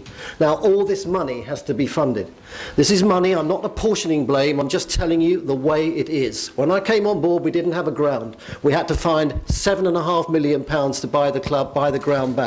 In total, roughly, and give or take $1 million, since I've been on board, and I'm not trying to get brownie points for this, I'm just trying to tell you the way it is, we've raised £20 million to sort this club out. That's the most important thing. And if in the long term, whatever some of you may think of me now, if in the long term you remember that I came on board to sort this club out when it was in a terrible mess, and I achieved that, and the club survived, moved forward and went well, then I've done my job. We've relied far too much, in my opinion again, on Haider's goals. And that's why everybody's so upset about the fact that he's gone. Well, the fact is, he has gone. He's been terrific. We've got good money for him. I now am bringing in players that will add to the goal tally from all over the pitch, because that's where we've got to be. We can't rely on one person, because if that guy's out injured for 4 or 5 games, or heaven forbid breaks his leg, where the goal's going to come from? So that's my thinking on that. And as far as the second bit of your question about can they do it at Leeds and everywhere else during the season, well, the honest answer to that is yes, they can. But people like Al Bangura, as I look at him now, and I hope he's not listening, will probably play about 20 odd games this year. Dominic Blizzard might be the one that comes and plays 30 or 40 games. Toomey might play 1 or 2 games. So there might be a need for somebody else to come in. But there's a pie that needs to be cut up. And I'll cut it up as I see fit and with the right players that I can get in. Not all the time I'm juggling around. I won't say that guy's got to stay or that. It's competitive. And that's how the system's got to be. But I understand your concerns, and I think that it's a valid point. And by the start of the season, I will have the players in place that I think can get us through to the next 6 months, to the next transfer window. And then I'll look at it again. But we've got 26 games, I think, 28 games from now until December the 31st. That's an awful lot of games. So we're going to need players coming in and coming out. And that youthful energy will help us. And then we might have to reassess and say, OK, that kid needs a rest now. Let's get somebody else in January. On the financial side, I have one question. If you've bought the ground back, are you going to use the ground to make money out of it? Because it's pointless having something here that you're only going to use once every 2 weeks to play football on. That's a good question. Thank you very much. And the man that I'd like to answer that's been working on that for the last year is sitting over there on my right. I'll leave Mark to talk to you about that. Most definitely. You heard me mention a couple of minutes ago about football clubs being run as Dickensian organisations. You tell me a facility that can operate 23 days a year with the overheads that a place like this has. One of the reasons that I was brought in, and when I was brought in, I think the chairman, it's fair to say, will support what I'm going to say. I was given a very strict brief from the board to turn this into a profitable business, to run it as a business that operates 365 days a year and turns a profit and produces finance that will support this guy. Because if we go to a bank today, in the current climate, and any football club in our division will tell you and say, can I borrow 1 penny to buy a player, we get laughed out of the building. What they will do is invest money in an infrastructure and a business that will develop and provide money for the manager to build a successful team. You can't loan money to put into the team. What you can do is build a stadium, build a business that generates finance, that generates a heartbeat in the local community that supports the manager, and that is one of the major things that we've been trying to do. I know that probably later people are going to ask me about the stadium redevelopment. It fits directly into what that gentleman's said. That's a fantastic question. I'm really pleased you've asked it, because yes, one of the main reasons I was brought here was to turn this into a business that runs 365 days a year. Following what you were saying, Adi, before, I'm too a believer as well that you're going to do very well for us. I'm interested by a couple of aspects of what you said. One is you said you're not happy with the squad, not yet. I'm interested to hear what you have to say about that. When would you be happy with the squad? And maybe it's an open question. Maybe you'd never be happy with the squad, but I'd be happy to hear about that. Number two is, I've always wondered this, even since Graham Taylor was here, how difficult is it for Watford to attract players that they actually do want? Or are we more constrained by purse strings? And the other thing is, and I think this is what most people here are interested in, is having people play for us that actually want to play for us continually, not for a year, but for a period of time, let's say, that's more than that kind of year. Can we keep hold of the players that you think are good, or are they going to be attracted elsewhere? I know it's down to finance, but just a few answers on those, please. Okay. 3 questions there. The first one, as far as the squad's concerned, I believe we've got some talented players at this football club. I also believe that some of them are not quite ready yet to step onto that stage and perform week in, week out, and I'm sure you'd agree with that. There are also players here that can. And there are targets that I want to bring to this football club before the start of the season, in the next 2 weeks. And as I've found out, as a new manager in the first close season, it's not always that easy with agents, wives, chairmen, players' wives, and milkmen and God knows who else getting involved in things when you want to try and bring somebody in. It has been a nightmare. But a nice nightmare, because I've learnt from it and it's been an experience. So as far as will I ever be happy, I'll be happy when I think we're where we should be. And that's the promised land. And there is nowhere else to be. To be mid-table or just down below 16th, 18th, that's not right, that's not good enough. If you want to do anything in life, you've got to give it your best shot. And you've got to get players in that want to do that and that are hungry enough to put that shirt on week in, week out and to go and try and win football matches. Not get together in little huddles and say, okay, well, let's get a draw today. Nah, I don't want to draw. I want to win. And I want to win big.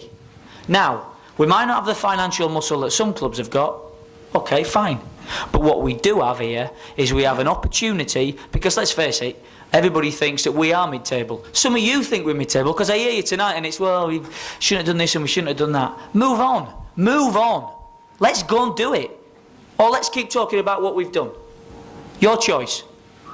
We will play an attacking, expansive game here. We will attack teams, we'll go at teams, we will beat them. We might lose a few games, of course we will. We're growing and we're learning. But you will come and watch it and you'll go away and you'll have something to talk about. Not think you're watching Coronation Street, that's probably liable, or something else and being bored out your head. So, decide what you want to do, come or don't. That's what I'd say, because it's going to be exciting. Second part of the question, sorry Simon, I do go on sometimes. Attract players. Well, players don't always come for money. That might seem a little bit strange to some, but if you were to survey everybody in this room, and this has been done not in this room, but in other walks of life and businesses, everybody thinks that people come to work for somebody for money. They don't. They come because they want to grow and they want to develop as people and they want to be respected for what they do. Now, people come here because they believe they're going to get better. They're going to learn. The vibe, football's a little village, not just amongst the fans, but amongst the clubs as well. People are starting to understand what's going on here. Marlon King comes from Nottingham Forest. Are you enjoying it? Oh yeah, I'm liking this. We're good. We're playing football. We're trying to go forward, trying to score goals. Oh really? I was a footballer for 12 years. By the end of it, it was just a job. I was paid for playing football, and it became a job because I played for people. Some people, not all. Some that just made it boring and uninteresting. What we all have in common here is we all love football and we all get excited by people that can dribble and run past people, or a tackle, or somebody getting smashed, or a referee getting smashed maybe. It binds us all together. Now you want what I want. I know you want success and you're going to get it, but you've got to get on the boat and say, right, I want to be part of it, I'm going to give him a chance. And as for the players coming in, I'll sell the club to them, don't worry about that. I'll take them around, I'll meet these two guys, meet the staff, meet some of you. Keith Birkinshaw made a great point one of the first weeks we were here. He said, there's too many people at this club that think small time. If you're going to think small time, be small time. I'm thinking big time. Don't put a ceiling on what we can achieve. Yes, we're not going to get there overnight, but we are going to get there.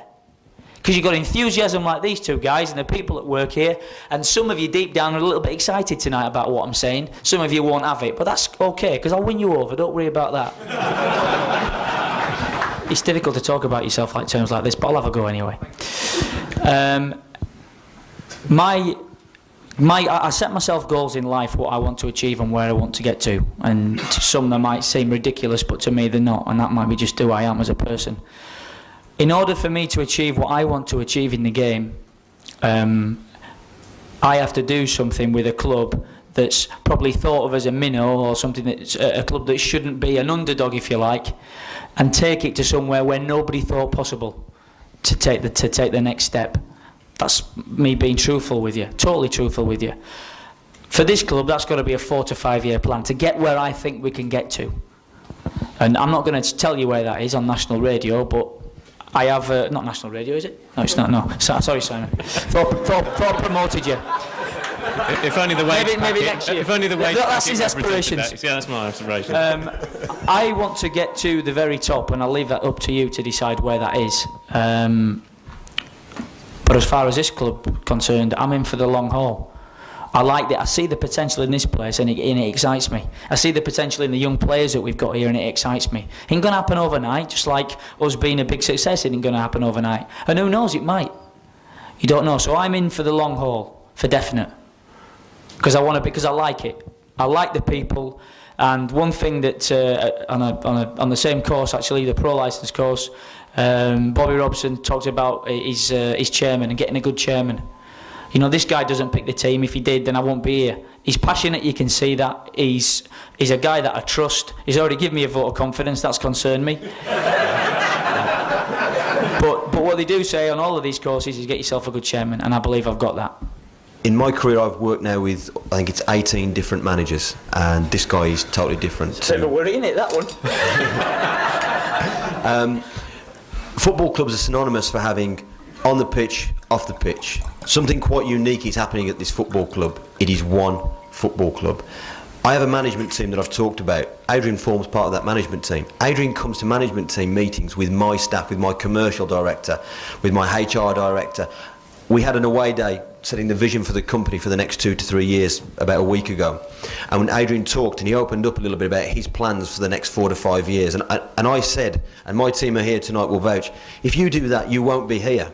He got so annoyed with me for saying that, it was unbelievable. He's in it for the long term, and we need to we need to believe in him, we need to join in him, because together we can really do this. The whole club is coming together. We had a trip to Denmark. The management team on the business side went out with the players. We're sitting, eating, drinking with the players. It's one unit. The whole club internally is coming together, and that's not something that happens very often in this industry, and it's down to this guy. And that involves you as well, because you're the most important people at the end of the day, aren't you? You are. Well, you are, because I'm responsible for the team, and I'm responsible to these two guys, but they're responsible to you, so you're in charge. Now, some of you will have different opinions, and that's great, that's terrific. And some of you are not sure about, I'm going to find you out afterwards, by the way. Some of you are not sure about me, and some of you think I'm cheap. And that's fine. And that's fine. It really is, because that's great, and that's what I love about this place, because there's so much going for it. There's so much going for it. And it ain't going to be easy. God knows it's not. And I'm going to get plenty of stick, and that's okay, because that's the path that I've chosen. But I know at the end of it, when we're all walking around the pitch with our kids and we've got what we need to get where we want to get to, when you've got all that yellow in and you're singing and you're happy and you can go home and get drunk and enjoy the fact that we're up where we should be again, then it'll be worth it. And that's what keeps me going. And that's what we're going to do. So get ready. Okay.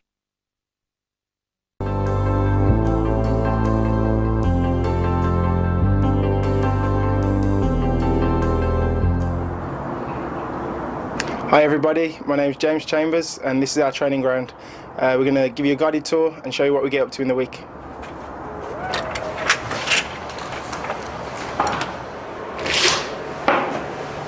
Alright, first things first, this is the boss's room, the main man. So if anyone wants to speak to the manager, that's the door you have to knock. We've got a notice board where times and schedules and the fines are. As you can see, lateness for training, £5 per minute, so you don't want to be late for training. Usually training's 10 o'clock, so make sure you're here. What time do you get in? Usually I'm in at about 1 minute to 10, I'm not going to lie. Then we've got the physio room here. All the usual kind of stuff, tape in the corner for the strap-ins when the lads come in early to get the strap-ins done for training. The beds, medical beds, and all the equipment. I'm not going to lie and say I know what it all does, but that's their job. So this is the medical room. Right then, as you can see, this is the office. So we'll just see what's going on in here. And we've got the master on the computer. This is where he comes and does whatever it is he's doing. This is generally just where the computer is, and sometimes lads just hang out in here before training. So we'll take you up to Wayne's room in a bit, show you where he does his work. Actually, a bit, Wayne. Yeah.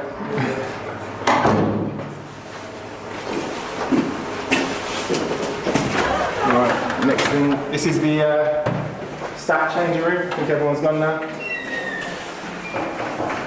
Let's have a little quick. We might have the team in here somewhere, so you might be able to get that. This is where the staff get changed. Very messy, as you can see, so you might want to get on them about that. Through here is where, this is the kit man's room. Bob, this is where he keeps a lot of the kit and gets things ready for training. Next day he'll dish out all the kit for the staff and the lads. So that's where his stuff is. Right, on the right we've got Wayne's room, who you've seen before earlier in the office. This is where he works, this is his domain.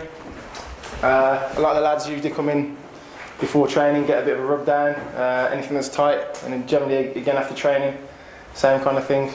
Usually see Les Ferdinand on here. I'm surprised he's not on at the moment, to be honest. But like I say, this is where Wayne works, and where most of the lads hang out before training as well. Brilliant. Right, I'm not actually sure what this room is for. I don't really come in here. I think it's where a few of the lads do Pilates. Sometimes before training they have an instructor come in. And I know Jordan Stewart does a bit, and Matthew Spring. Is that sort of conditioning happen? Yeah, I don't even know what that does, to be honest. I'm not too sure, but like I say, I know they come in and do their stuff before training. That's enough about that room. Right, on the left we've got the room where a few of the lads should spend a bit more time. Shower room. This is where the lads get cleaned after training. Showers around here. This is generally the shower that everyone's after. The most powerful one. So you see a few fights in here every now and again for that one. Who spends the longest? Who spends the longest? That's me. I'm very clean. Who spends not as long as they should? Well, I don't want to say. Anthony McNamee, Jordan Stewart, Marlon King, Ashley Young, and most of the team. Usually we have ice baths around here. I don't know what about here today, but sometimes we have ice baths. Especially in the summer, where you come in, you jump in the ice bath for about 7 minutes or so, just to cool down after training, and let your body kind of recover. I think sometimes we have it as well when we've got a lot of games. If there's Christmas, for instance, when they pack the games in, there'll be ice baths in here, and all the lads will be saying they don't want to get in, but they will.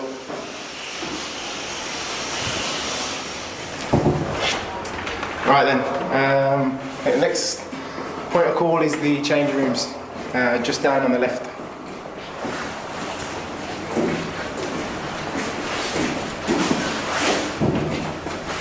So this is where you have to be in at 10 o'clock, otherwise, like we said earlier, you're going to be late, which I never am, by the way. This is, like I say, where the lads get changed. In the morning you'll have all the kit hung out and placed down all the way around. Like I say, you've got pads and everything over here at the moment because we've just finished training. As you can see, the messy ones, I think that's number 3, Jordan Stewart, JS.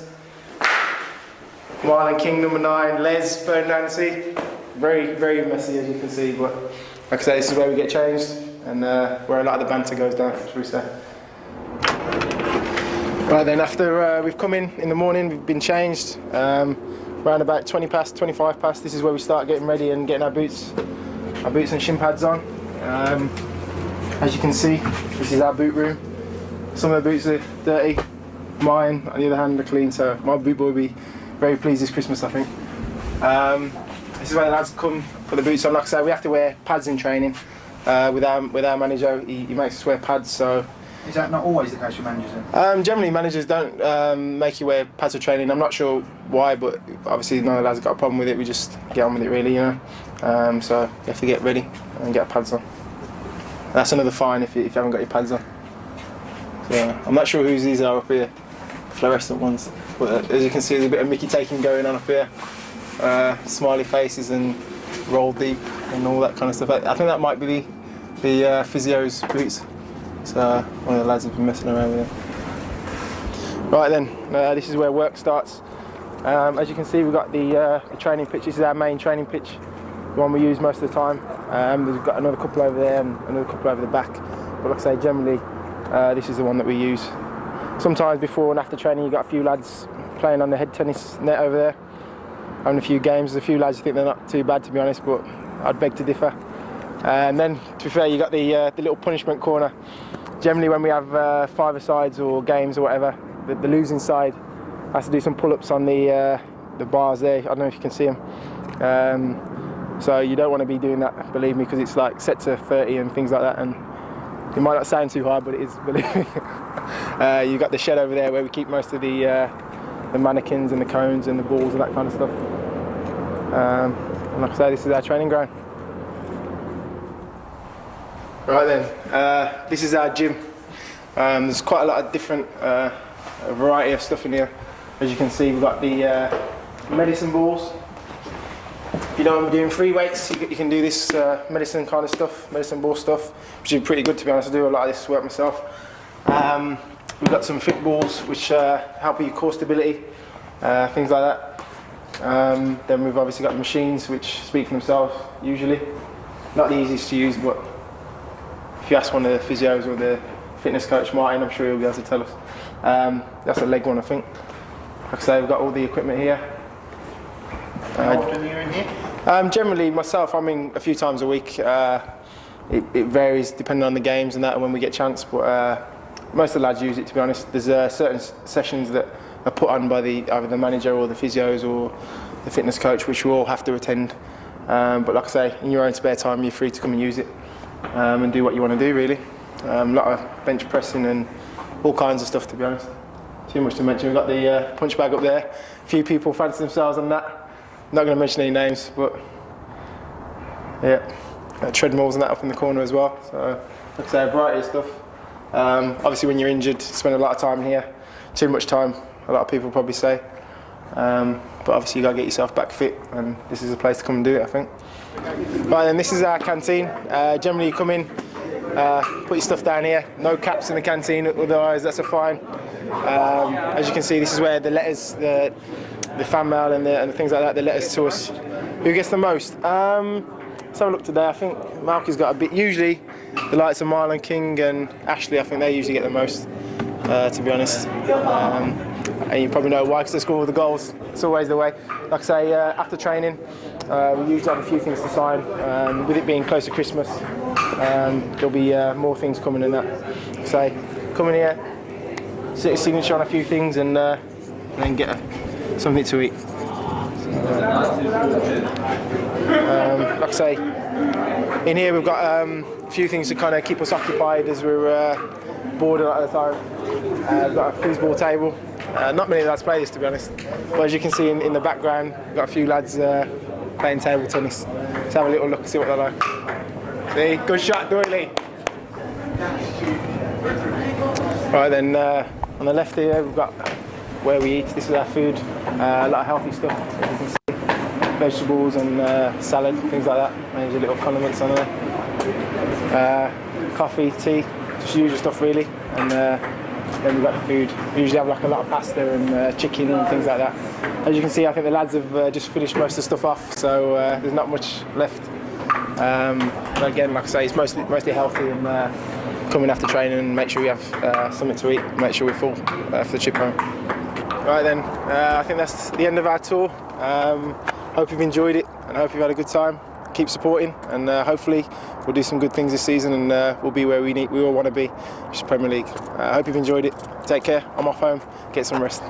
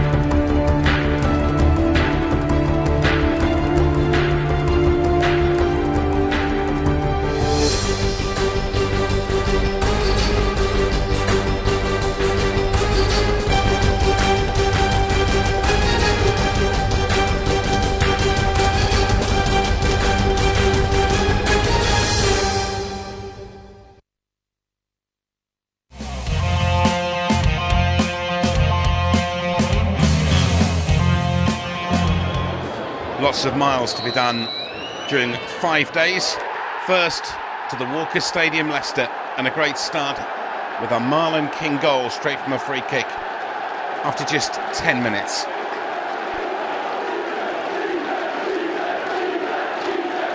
Straight through the wall. Rob Douglas, no chance. But in 6 minutes, just before half-time, the whole course of the match changed. Joey Johnson, unmarked at the far post, levels for Leicester.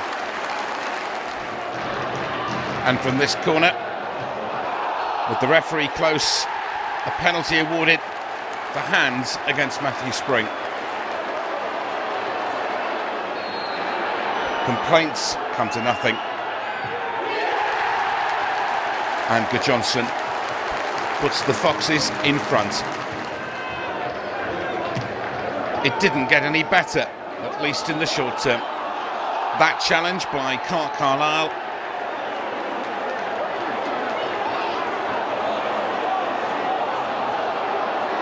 Second yellow card. Watford must play out the match with 10 men.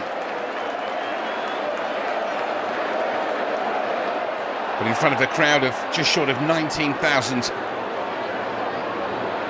Boothroyd's men showed their resilience, and Malky Mackay squared it late on. A hard-won point.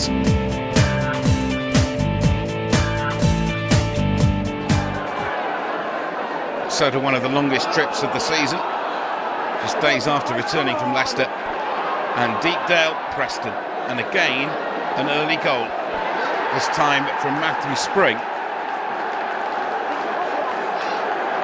after just 10 minutes.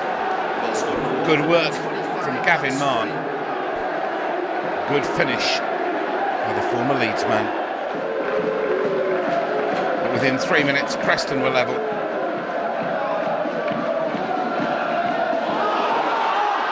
Callum Davison judging the bounce right and beating Foster.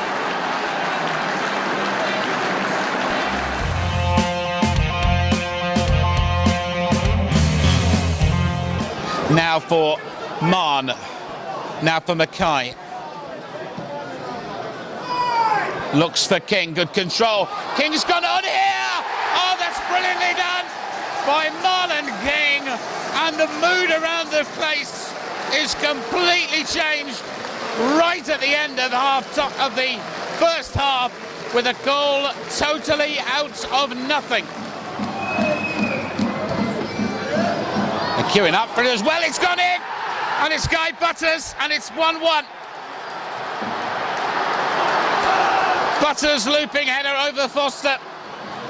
So McNamee with the free kick once more. Blaney stayed on his line, and this time it is a penalty to Watford for handball. It was Malky Mackay. It's come off the defender, and Ray Olivier right there says penalty. Referee warns against encroachment, and it's Marlon King. Blaney makes the save.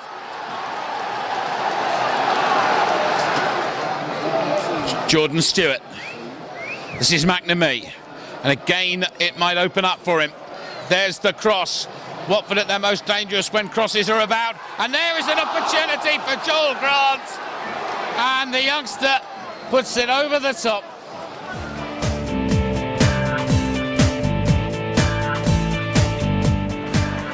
A second home Saturday in a row, and after only getting a point against Brighton, hopes were high of 3 against Plymouth. Gavin Mahon, though, the closest Watford came to a goal in the first half, and they were rocked early in the second. Nick Chadwick first to respond. Argyle ahead by a 0-0, and they looked like stealing it until right at the very end. And once again, Watford were grateful for Marlon King. An absolute rocket. Lario in the Plymouth goal, no chance. The King's right foot again to the rescue.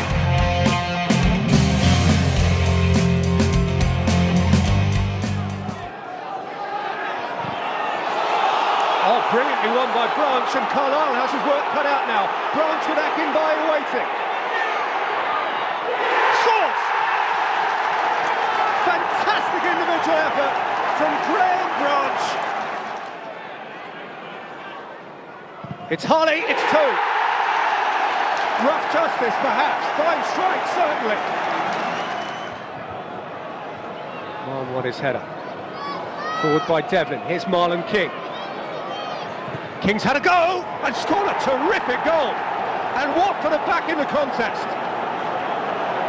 Fabulously crisp strike from Marlon King, who alone now for Aidy Boothroyd and for those travelling Watford fans becomes the Championship's leading scorer.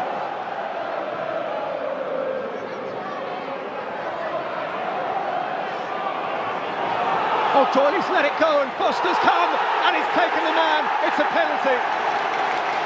Lloyd Doyley left Ben Foster with nowhere to go. Graham Branch merely pursued the ball.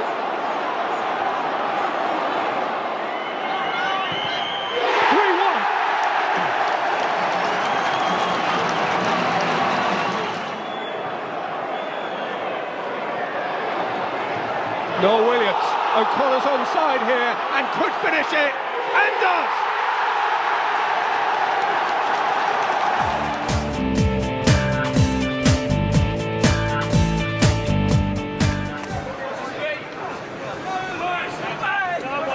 Well, he won it well, did Henderson.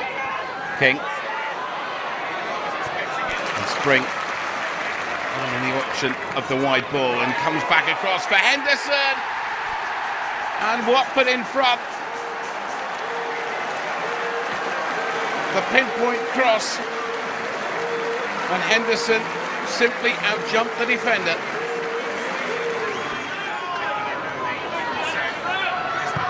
So dangerous from set plays. And again an opportunity for Carlisle.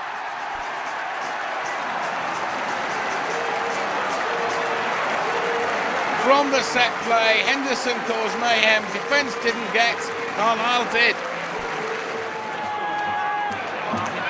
Been a real menace from free kicks, you know, and he's done it again because that's gone in as well. I think it's gone in off the defender Hashto, but it's 3-0. See it again now. Who got the last touch here from McNamee? Yeah, it's the defender. It's the substitute Hashto. 3-0. Southampton at least want to impress the manager. Walcott, good save by Foster. And again. And he needs to do more, and it's off the bar. Walcott so sharp. Foster once, twice to the rescue.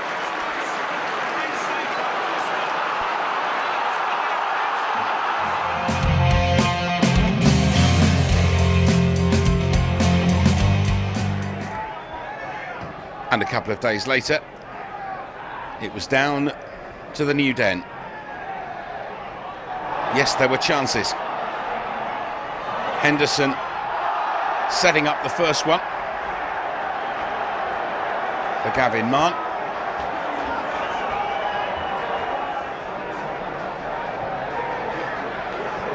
And a similar story in the second half. Matthew Spring this time with the cross. And a good piece of goalkeeping. They finished 0-0. Millwall scrapping for everything. Watford felt they should have got the 3 points. More chances followed. Marlon King this time, agonisingly wide of target. 0-0.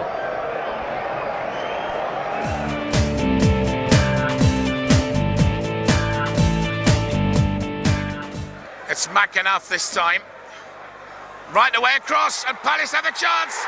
And Palace score through Darren Ward against his old club. Johnson still goes. Opportunity for McAnuff. Wide of the target. Real chance for Palace. Johnson, McAnuff. And they thought it had gone in, the Palace fans. Side, but in the end it's come for Tom Soers, who's onside. Ball in, Carlisle away. Only for Johnson here. Johnson blocked by Mackay. Soers, and that will be Foster's, and he's done really well. It was an awkward spinner, and Tom Soers testing Ben Foster. And wins the free kick for Popovic's challenge. King, now Henderson, chance! 1-1! Simple goal, but wow, did he take it well? From the free kick, Marlon King knocks on, and Darius Henderson squares it. Very good game, actually, viewer neutral. Johnson. And he's done well. Morrison. That is a penalty for a foul by Clark Carlisle.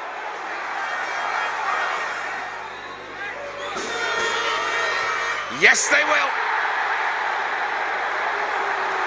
Very, very firmly struck.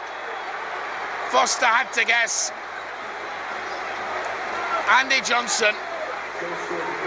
2-1 Palace.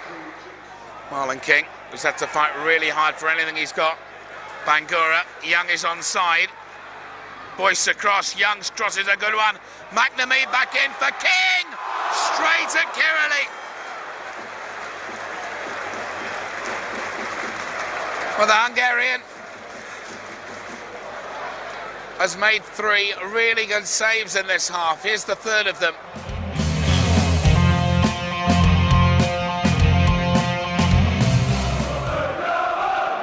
Foster's not played in any atmosphere quite like this. And it might come for Henderson, and has! What a start for Watford.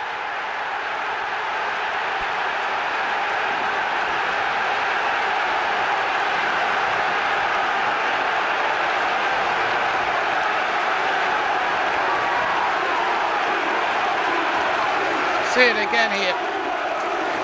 The knock down, Henderson left foot first time, completely deceived Beresford.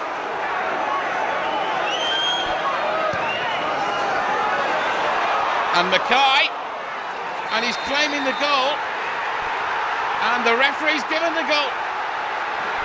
Looked across to his assistant from the court, the ball played in, Mackay's got the touch, and there, it's in, it's 2-0.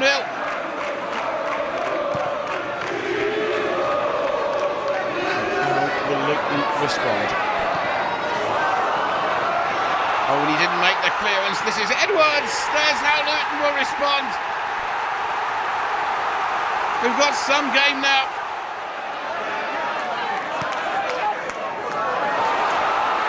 It's good work again. And suddenly Luton come charging forward. Howard, great save by Foster.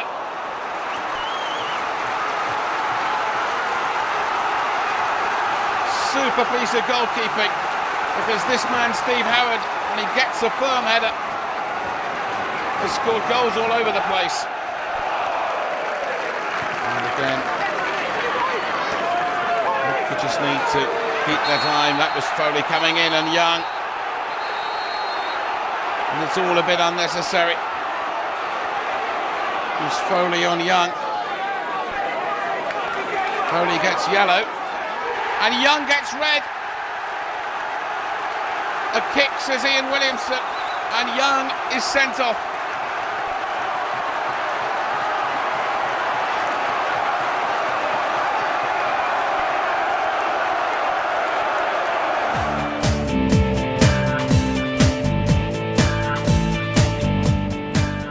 A home draw in the third round of the FA Cup against the Premiership side with UEFA Cup fixtures to fulfil, and some thought this might be one of the upsets. Borghetti had other ideas, and Watford struggling to clear their lines, a goal down after just 10 minutes. Premiership finishing was to be their undoing. The second from Stelios. 33 minutes gone, and Bolton seeming in cruise control. Into the second half, and the third goal from Ricardo Vashte. 18 minutes to play, and Bolton 3 up.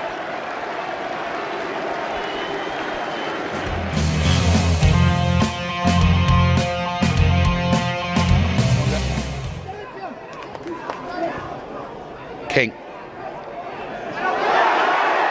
King's still going, good save by Simonsen, and that's a good advantage played by the referee.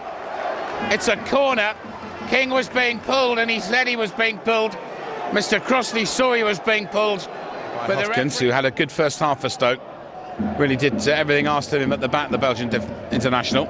And that's an interesting ball for Marlon King. Henderson arriving, Hopkins didn't get, it'll come for Eagles! And Watford have taken the lead through Chris Eagles. And there was it, looking almost to move out of nothing here. And Hopkins, there was I saying, he'd commanded everything, he's made a mistake. Ball has come for Eagles. He's got there before Brooms. Past The despairing Simonson dive, and Watford lead by a goal to nil. Harper. This is Chadwick.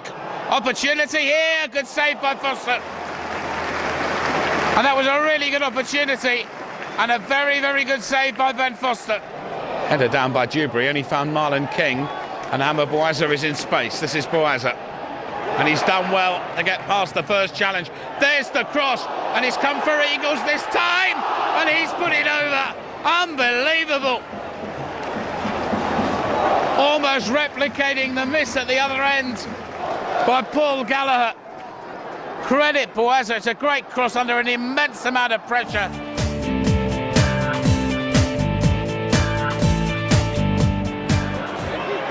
Hughes. Bit isolated. Squeezing across, Mackay away. And back by Tuhu for Jarrett. Now McVeigh. Penalty. Marky Mackay's return to Carrow Road is a miserable one. Not a lot of contact. Not a lot in it as to whether it was in or out. Now, which way will he put it? Straight down the middle. Norwich in front. Paul McVeigh, the man who won the penalty, scores the penalty. Henderson to Marn. Now King. Ooh, that's dangerous. It came off the goalkeeper, and it's in by Henderson. Robert Green looks pensive, but that was a devilish ball for the goalkeeper to deal with. Once King was free on the right-hand side, he decided just to lash it across the face of goal. It was too hot for Green to handle, and Henderson was the man on hand to score his fourth goal in 7 matches since his return to the side at Christmas. Forced on by Thorpe. Huckabee getting on the dangerous side of Doyley. Put 3 for company here, Darren Huckabee. Oh, Thorpe! At long last! Eagles running free. Deep towards the head of King. Forced away, I think, by the arm of Colin. Yeah, a free kick's been given. Not quite sure what the Dutchman had in mind there.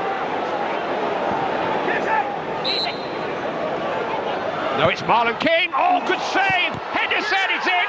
It's 2-2. Darius Henderson again. Watford equalise again. Element of surprise with King taking the free kick. It was a really good instinctive stop by Green, but instinctive finishing too by Henderson, who takes his tally to 9 for the season. Henderson. King is trying to help it on. He's done well there, Marlon King. Doyley outside of him. King's cross. Spring! That's the winner! Stoppage time, and Matthew Spring has surely won it for Watford.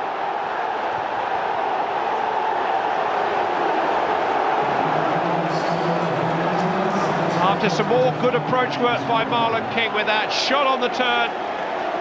It's just allowed a little bit too much time. Caught Doherty wrong-footed to squeeze in the shot.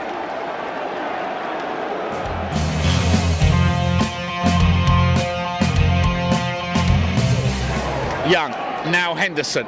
This is Spring for Watford, and he might have a goal. Brilliantly done. Watford lead by a goal to nil, and Matthew Spring, who got the late winner at Norwich a week ago, gets the opener here with 17 minutes played. A right foot rocket. Turnbull can't get to it, and it's first blood to Watford. Doyley is the express down the outside, but that's a great ball by Eagles for Spring.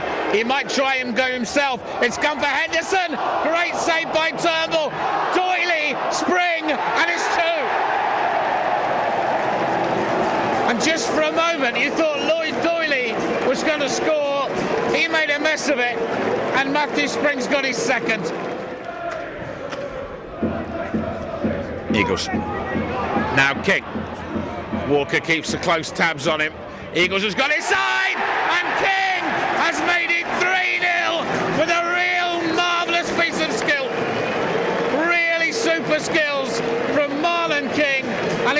absolutely nothing. Came out of nothing, really. Just had a yard, no more. And it's through the legs of Walker. Now King leaves it for Eagles. King's gone to the middle. Young is there as well. They're waiting for it. Young is for. Ashley Young marks his return with a goal. And it was a question of who'd be on the end of it. And straight to Boaza. And Watford with another attack. Eagles outside him. Boaza goes on and just past the post from the Frenchman. Vaughan for Crewe. And they're onside here, and an opportunity for Crewe is taken by Luke Rogers. Crewe have a goal with 10 minutes to play. Yeah, it was a good win. I think it could have been a potential banana skin for us. So we've come out and we've approached the game properly and done a professional job. Home form is now decent. It was a good win against Stoke, followed by a good win here. But if you look at what you've got to play away from home, if I suggested to you that how the season is going to end might well depend on what you can get away from what you can pick up on the road from here on in. Then you've got to go to Reading, you've got to go to Sheffield, you've got to go to Leeds, you've got to go to Palace, you've got to go to Wolves. Is that a fair way of looking at it? Yeah, we know, but I think our away form is good. I think teams will be a little bit wary of us coming to their ground, you know. So I don't think we're not bothered about playing away. I don't think, because the pitch here isn't the best. So to get away from here and play on probably better pitches than that, it's good for us.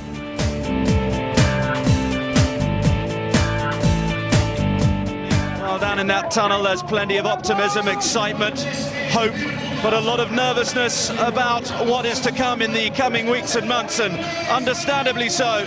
Times are good, and in the next 3 months they could get better. They could get a lot better for Sheffield United and for Watford. Here's King. It's a good ball in and a fine goal. What a terrific start. Chris Eagles with his first Watford goal. What a great goal that is, and that's from a winger getting in front of his marker and scoring in the near post. Breaking down the left-hand side, you can see long throw from Malky Mackay helped on. Just get down there, takes the cross really early on the half volley. That's a super cross and a great header. I think that's the key, taking that so early. Half volley cross and a great header at the near post. That's a wonderful cross.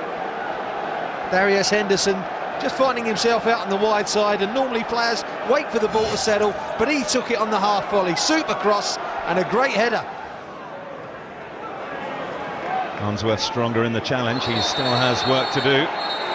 When has he got up? Did he flick out with his elbow there, David Unsworth? And if he did the referee see it? Well, he's going to be very lucky here, David Unsworth. For me, he shoves Chris Eagle in the face. Chris Eagles, as he was getting up. That was my first interpretation of that. He's going to be a lucky boy if it's just a yellow card, which is right in front of the referee. It is a red card for David Unsworth. They're going to be the same old handful, those two up front for Watford in the second half.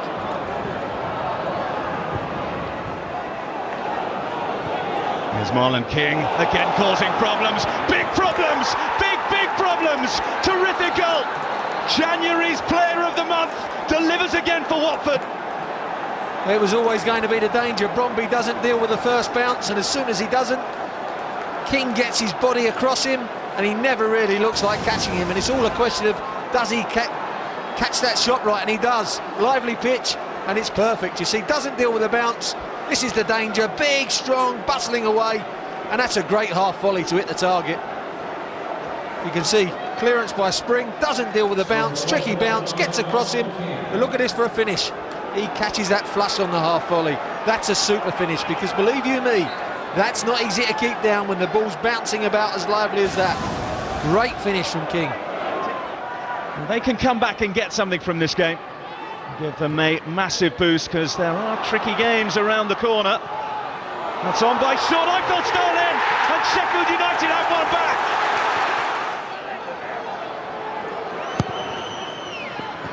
Akinbaye's missed it, it's loose, it's King, it's 3 for Watford. The two-goal cushion is restored, and Marlon King is the difference for Watford. Well, they just keep the ball alive in the box. Sheffield can't clear their lines, and as soon as you can't clear your lines like all night, it's who reacts first to that second ball, and it's Marlon King.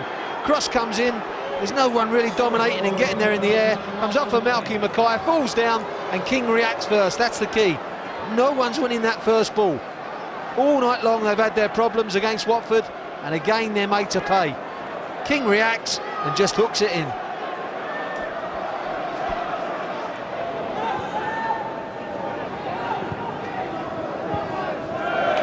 By Malky Mackay, back for Gavin Mahon, they're queuing up in the centre, and it's four! A fourth for Watford and a first for Boatsa. The route of Bramall Lane is complete, and Watford are on the march. Well, it's an incredible scoreline, isn't it?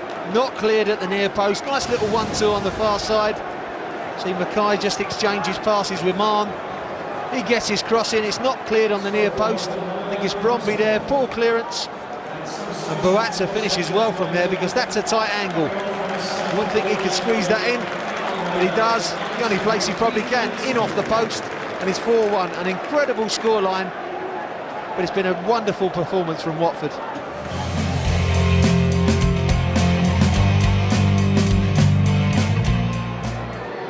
Page away. Jordan Stewart. Now Spring. Time to measure across. There it is, and it's in by Ashley Young at the near post. Coventry didn't pick him up at all, and Ashley Young puts Watford in front. 31 minutes gone. To be taken by Ashley Young for Watford. King, it's in. It's 2-0. Straight from the corner, and Marlon King is on the end of Ashley Young's corner, and it's double your money. Young's free kick, queuing up for it, and this time it's Darius Henderson, and it's 3-0. 3 headers, and this time Henderson's on the end, and Watford lead by 3-0 from Ashley Young's free kick. Young takes, King got there first. Eagles, Mackay for Boaza, good save by Fulham. Demerit makes it 4, and that's a hugely popular moment for this hugely popular American. I think that was the loudest cheer of the day when the fourth one went in. You must have been really chuffed because it crowned a thoroughly good day out. Yeah, you know, it did. It was definitely the icing on the cake for me, and yeah, just good to get on the end of that and put it in and have a little fun with the fans. Absolutely delighted. I thought the boys were fantastic today. Coventry are a good side, good experienced side, and we had to be at our best to beat them today. Do you pinch yourself that it's 4-0 again? Because I think if you looked at it at 3 o'clock, an informed side, you thought, let's just get the points. But to have done it in that style must make it feel really special. That's right. We don't go to thrash teams. We just try and beat them, and if we can do that week in, week out, then hopefully we'll be up there at the top. And there's a man who's been lately outstanding in stopping them at the other end to actually go and join in the fun. It must have been particularly pleasurable, especially at that end. Yeah, that's right. It's always nice to get up there, and I know all the centre halves enjoy getting up there and trying to get our heads on things, our feet on things, whatever we can to get on that score line, because we like scoring just as much as the forwards do. Do the players almost have to distance themselves from that and not even sort of look at Leeds and Sheffield United and think, well, let's win our match and then we'll take it from there? Is that the attitude you have to adopt? It is. It's an old cliche, but we are actually taking one game at a time, and if we can keep doing that and staying focused and getting up for every game, then hopefully we can nick that second spot. Is this the best spell of form and the best spell of football you've had since you've been here, do you think? I would say so, yeah. I think the past couple games we're really starting to run on all cylinders, like I said earlier, and you know, it just doesn't look like anyone can stop us at the moment.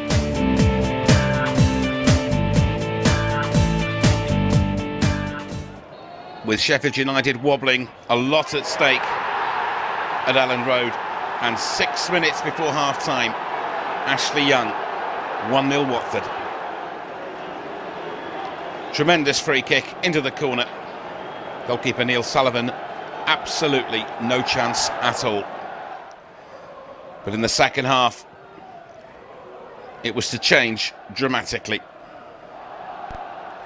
Rob Hulse, brought down by Foster. Michael Jones says penalty.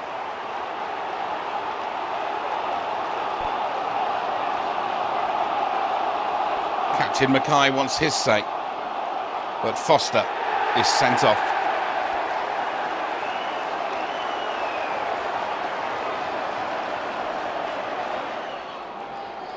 On comes Alex Chamberlain. First job to pick the ball out of the back of the net. Robbie Blake equalises. And it was to get worse. Henderson and Butler clash. Henderson's shirt in pieces. Watford's hopes, to many people, in pieces, as Henderson is sent off.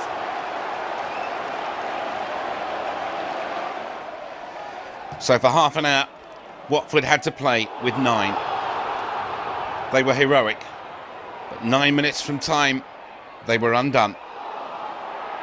Robbie Blake gets the winner for Leeds, 2-1.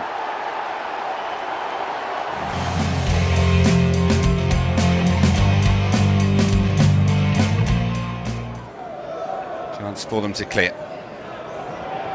And Henderson a long way out of his area. He's come for Eagles and he's taken aim. What about that? A moment of brilliance. Well, this time you can call it Beckham-esque. They're not too fond of Eagles in this part of the world. They're certainly not fond of them now. Fantastic goal.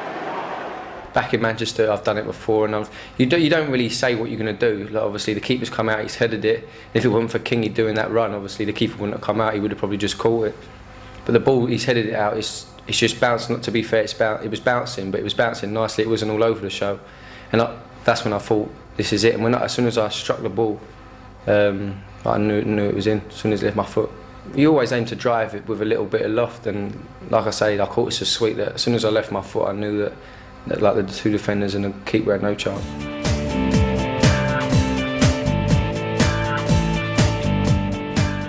This is Mann. Now Boazza, first time cross, they've all stayed forward. Mackay, and it's hit the woodwork, and demerits, and a good save by Alexander. So the woodwork and a good piece of goalkeeping deny Watford here. Boazza got a touch, Alexander, and Mackay off the line, not once but twice. Incredible. Neil Cox, twice off the line. Extraordinary. Now Stewart, Boazza and Spring offering forward opportunities. That's a better one in by Spring, and he stayed forward for Mackay for Young, for Cox for Young, and Alexander saved. King. Now Boazza testing the goalkeeper, Mackay! At last, Watford have the breakthrough. And it was well worked in the end by Boazza. And Malky Mackay finishes it off. Merit. This is Kumas. And this time he's onside, Whitley! And Cardiff have equalised with a really good goal. Kumas's ball was exceptional, and Whitley's finish was very, very well taken. Ardley. Still Ardley. Skimmicker. And he's underhit that, and Marlon King is in here. Marlon King for Watford, and Cardiff commit defensive suicide, and has Marlon King won it for Watford. Late drama, extraordinary really. It all came from Cardiff's possession, and Skemmiker looked at the option. It's a dreadful back pass, and King first to respond. Round Alexander, empty net beckons.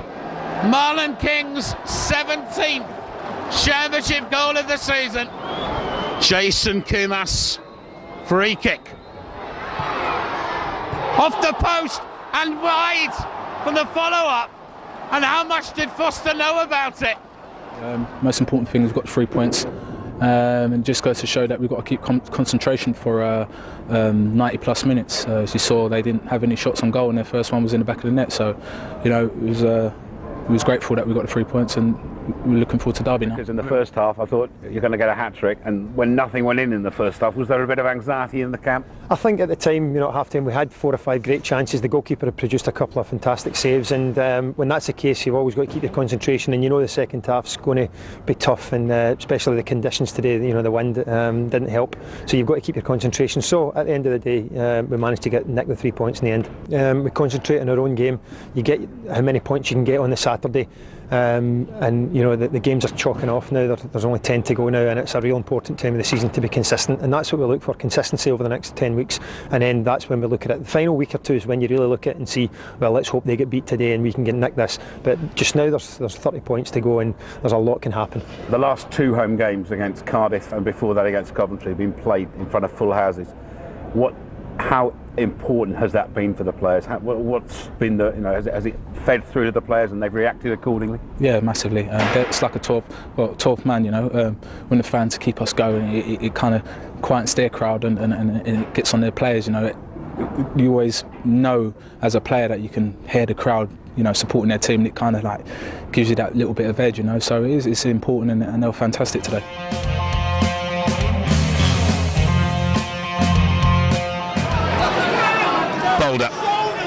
And he's onside this time. Lisby, Stewart coming across, didn't make the challenge. Lisby, and it's gone in for Derby County. And Kevin Lisby, after Jordan Stewart failed to cut it out, has put the Rams in front.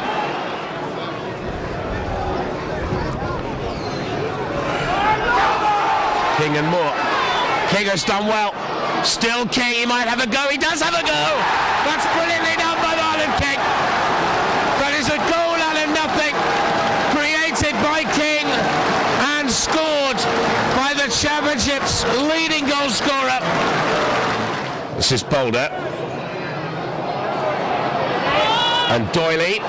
Opportunity for Barnes. And Derby are in front. It's 2-1. 5 minutes from time, and Barnes has sent shockwaves around Vicarage Road. Stewart. Spring jumped. Bangura goes on, still goes on, and scores! Al Bangura, first goal, and what a time to get it!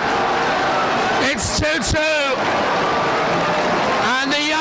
From Sierra Leone gets his first goal.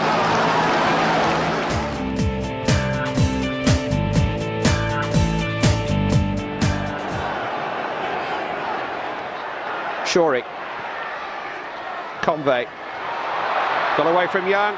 Kitson's there, Doyle's there, Sonko's there, hooked away. Scrambled off the line by Marky Mackay. And Watford can break with McNamee. He's got some pace, as Murty is finding out here, and he's got 3 in support. Good header by Harper. Still a chance for Young, deflected, corner kick. As good an attack as either side have mounted. Reading denied on the goal line at one end, Watford denied by deflection at the other. The Championship's February Manager of the Month, Eddie Boothroyd. It's the April and May awards that they all want. Tossed into Kitson, no flag here. He smuggled it past the keeper. And Doyle denied on the goal line by Doyley. And they couldn't force it in. I think it was 2 teams having a go at each other. I think the team that Steve's put together and on and off the pitch is a terrific set up, and I'm not surprised the way they are. And we've looked at some of the things they did early doors, and we've copied some of the things that they did, and other teams that we play, because we think we can model the best and add our little bit to it, and we can keep getting better.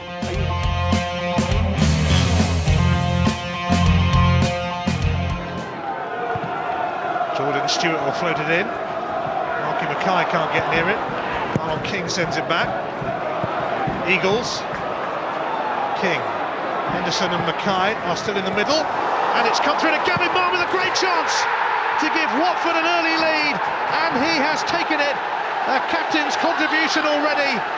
Watford in front as they hunt down third place. I think he takes it extremely well because he hasn't seemed to have a lot of time to think about it, and sometimes that's when you can mess it up. The cross come in from the right-hand side and it come through an awful lot of bodies, but it always looked like coming towards him. And then he's got time, you can see he's got time as the ball creeps out to the right-hand side. Marlon King gets his cross in. It's missed by quite a few people at the front post, but he knows it's coming through. He's got time to think, I've got to keep it down. He doesn't try and smash it. That's the key to that one, just sliding it home with the inside of his foot. That's a great finish. He makes it look a lot easier than it actually was. Good finish from Marn. Gavin Marr beats his former Brentford teammate Paul Smith.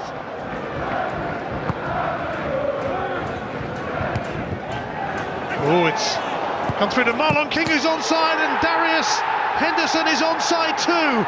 And Watford have doubled their lead, and they are looking very good now for third place in the Championship. Well, I think it was a little bit fortunate the way it bounced to Marlon King, but he's onto it like a shot. And he fires for that far post, and you've always got two options. It goes in the corner, or if you screw it, there's another striker coming in. You can see it rebounds back in.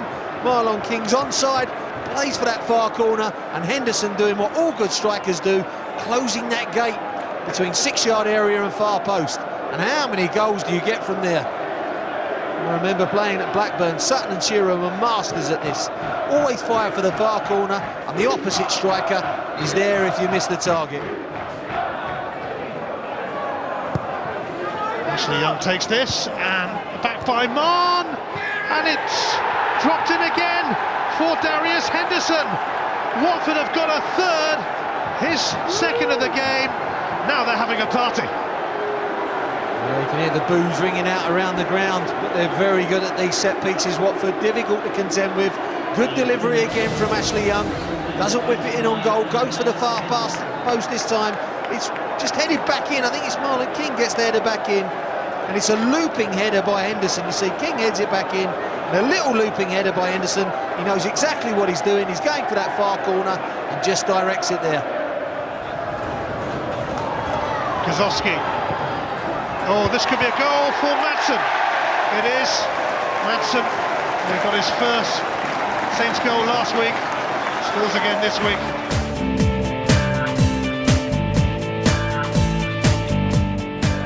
And that's the throw conceded by treating figure of Dave Livermore. Marn's throw is long. And Whitbread across. He's given the penalty for the hand by Whitbread. And Andy D'Urso is surrounded by angry Millwall players. But Whitbread adjudged to have used his hand. And now it's a chance for Gavin Marn.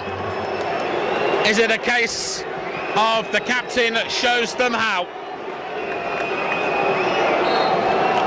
Marn against Marshall. He saves it. And Marn's penalty miss keeps it at 0-0. And now Eagles. And that's meant for Marlon King against Whitbread. But the Millwall man measured it well. And at the moment, the chances are coming from the Watford side disastrously. And Carla Saba has put Millwall into the lead. And it is no more than they deserve. For the last 10 or 15 minutes, they've had the better of it. Young's corner. All arriving there, including Matthew Spring. Young can have another chance. Cameron is trying to stop him. That's a good cross from Young, and Marshall did brilliantly well. Save of the match.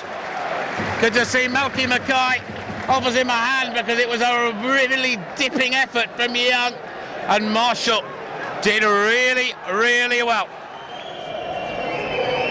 Doyley, Livermore, and he's onside here, Ben May. This to settle it. Foster got a touch. It's 2-0. It's all over now.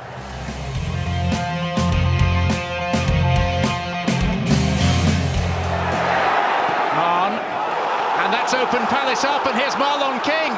through on Kirai, round Kirai, and Watford lead at Selhurst Park. The Championship's top scorer with his 19th of the season. Hughes. Here's McAnuff, goes down, and it's a penalty. Jay Demerit, the defender, who lunged for the ball and took the man. Friedman, saved by Foster, but not the second time.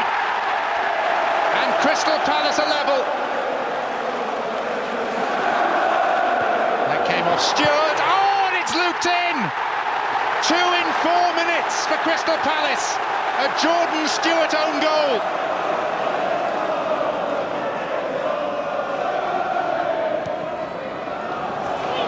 Here's Source. He's got Morrison inside him. And it's gone in off Demerit.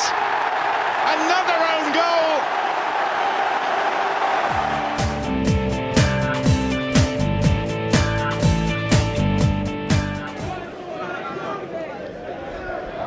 Foley away. Marn arrived with Shawumni. This is Ashley Young. And now for Marlon King. And Marlon King has put Watford into the lead with his 20th championship goal. And the derby is well and truly alight now. It was a wonderful piece of skill by Ashley Young. He found him. And King over the advancing Beresford. And on his 200th league start, it's Marlon King who points at the badge on his shirt.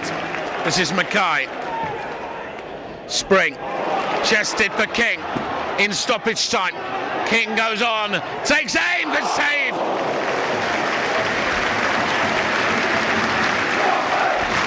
Well, it was hit straight at him, but he still had to get his body in the way. Beresford and pushed it away for the corner. Young's corner. Demerit got up. Eagles deflected for a goal kick in the end.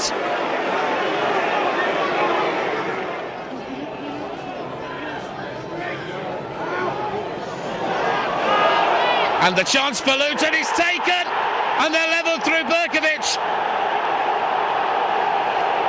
Came right the way across, and Watford's luck runs out. But Luton have had much the better of it in the last 5 or 10 minutes. First half took a bit of time to get going, but I just sensed that the goal came at the right time, didn't it? Yeah, definitely. I don't think it was a good one to watch for the fans, but sort of derby games are like that, the sort of battles and sort of second balls and all the ugly sides of the game. But we scored at a good time, as you said, and it was a good goal from Marlon, so that's a good thing we can take into the next game. The number of points you now have guarantees you a playoff. How big an achievement is that? I mean, we've come a long way in a short space of time. We wanted to win our last 5 games, but obviously we've drew today, so hopefully we can win our next 4 and see where that sees us. But it's always good to go into the playoffs with good form behind you, so we're looking to get some good results over the next 2 or 3 weeks. Just a word about Marlon. That's his 20th. And nobody's done that for this club since Luther Blissett. That probably puts the achievement into perspective, doesn't it? Yeah, I think he's been a massive signing for the club. The gaffer's brought him in when he wasn't playing at his previous club, whatever, and he's given him a new lease of life. And he's, he probably could have had more goals. He's been disappointed with some of the chances he's had over the season that he didn't put away. So, but I mean, it's a magnificent achievement.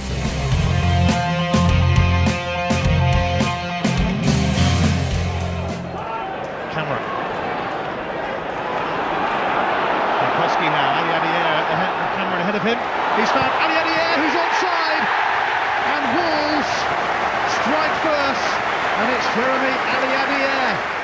Doyley has gone across to take it. Malky Mackay might fancy a flick on. Doyley aims it towards him, and Marlon King! Doesn't that just sum up his season? The king of the goal scorers in the Championship. It's number 21.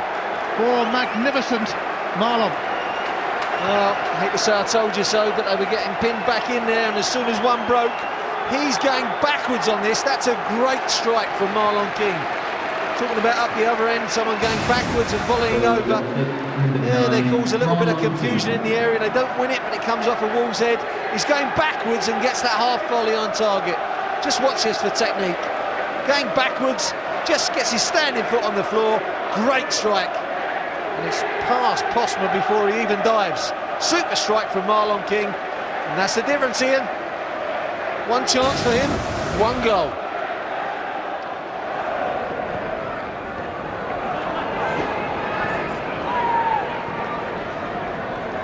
Spring. Oh, Marlon King has got in again, and a tangle with Lescott, no penalty. Well, he did get on the other side of Lescott. It's got to be a debatable one. He got the wrong side of Lescott, he slipped in there. Look at the assistant referee as well, did Marlon King. No reason for him to go down easy in, because he's going to get his shot away, because he's got the wrong side of Lescott. Jostling for position, he gets on the other side of him. And Lescott, oh, he still wants part of it, you can see there, he gets on the other side of him. Oh, it's a difficult one with the old tangle of legs, but does Lescott catch him? That's a difficult one to give, difficult one, bit of a tangle.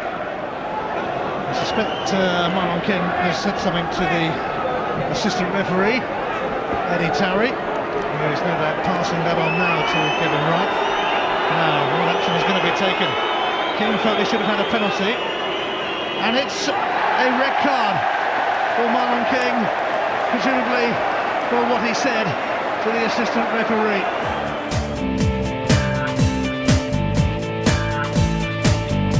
They need a good start after the Wolves game. This time it will be McNamee left-footed with the corner. Queuing up, Ashley Young off the bar.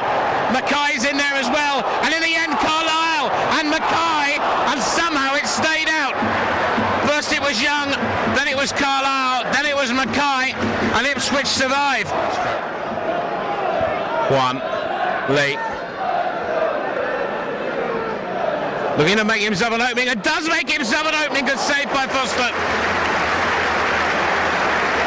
and it goes behind for the corner before Dean Bowditch can respond to the spillage alert. Good strike by Lee. Eagles still going on. Eagles trying to find the space. McNamee needs to deliver low, but in the end the far side, and Henderson finally breaks the deadlock, and it had been coming, and it's Darius Henderson at the far post. McNamee got the opportunity for a cross, well worked by Eagles. McNamee on the end, crossover. Darius Henderson does the necessary. Young on the edge of the area, the other nine are manning the defensive pumps. Here's the free kick, queuing up for it, and in the back of the net, and who got the touch? It was Nicky Forster, and it's 1-1. And Henderson got nicely past the challenge of Richards. Chambers, McEverley across, Richards inside him to cover. Doyley, and Young is onside, timed his run well. Young, there's the cross, Price hasn't got, Henderson has, and this time Watford do take the lead again. And it all came from a really good run by Ashley Young. He timed it right, and Henderson was quickly got off 13 for this season, and on to 14. Heads he wins, and Watford are back in front, and it's a second Darius Henderson goal.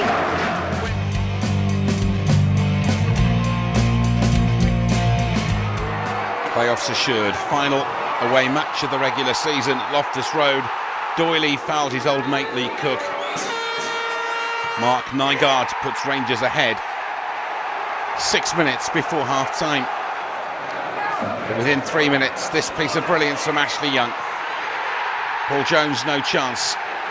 Watford level in the local derby at the interval.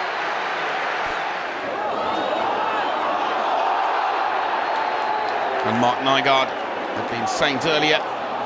Sinner, second yellow card, and he walks. And Rangers completed the self-destruction when Jorge Santos' header went past his own goalkeeper to give Watford the win. It was come from their chance, actually. Ben got the ball, put it upfield. Darius knocked it down. I've had a touch and just bet it in the top corner. Yeah, that's right. You know, there's a few things that went on. The penalty, then the sendings off, and you know, it just got a bit fiery. But you know, we got in at half time, and you know, we just went back out, started brightly, and just went out for the win. How great was it to see the almost 3,000 Watford fans there behind that goal, cheering you on? Great support on the day, and presumably that drove you along all afternoon. Yeah, the fans were brilliant. You know, everybody there on the day was. You could hear the fans singing. It was good for everybody, and you know, it's good to see the fans following us up and down the country for the whole season. And you know, we hope to repay them in the playoffs.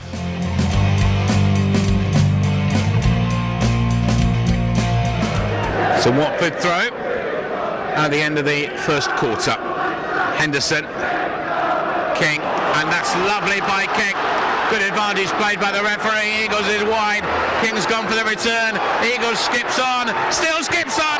Good save by Mohill. King. And in the end, Hull survive. Bangura arrived. Mann. Duffy. Now Green. It's 3-on-3. Here's Duffy. Good save by Foster. Good piece of goalkeeping. Doyley. That's an interesting ball. Bangura. King might make for Bangura. Does make for Bangura. Chance. Good save by Mohill. Good save by the goalkeeper as Bangura got in from a delicious ball from Marlon King. 0-0 at the end of the season. Well, that was what the fixture list said, but the playoffs secured. Other results meaning that Watford would go to Crystal Palace for the first of their two-leg semi-final. 81 points from 46 matches and third place.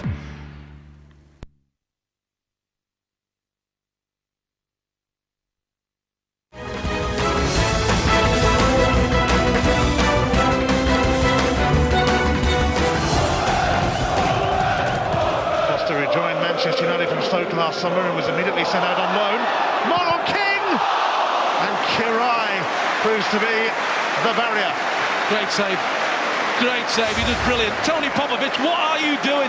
He loses it, and once you let it bounce and it goes behind you, the striker's going to be in. Poor old Marlon King, because it bounced so well. He has to take it when he does rather than letting it drop. He could have put it below the goalkeeper because it was on the volley. He whacked it and Kirai was able to save it.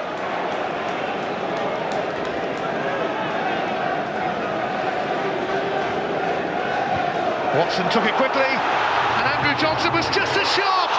Oh, it looked like it was heading in. That's why he's such a very, very clever player, and Ben Watson's on the same wavelength, because they've switched off completely, Watford. Switched off completely. Watson hasn't, Johnson hasn't. Fantastic ball down the side, and he takes it in his stride. Once he strikes it with his right foot, he's aiming to the right-hand side of Ben Foster, but it just goes wide. It's Hughes.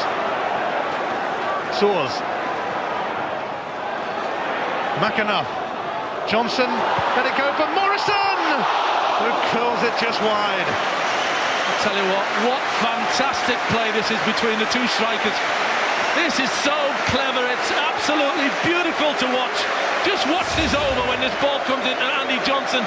It's fed into him, there's the dummy, he's over. Morrison reads the script and will one touch and try and bend it into that far left-hand corner. Foster's at full stretch, but it's going wide. Well, we had a blistering start to the second half last night at Ellen Rowe when Preston took the lead. Marlon King has given Watford the lead early in the second half here. The top scorer in the Championship this season is at it again.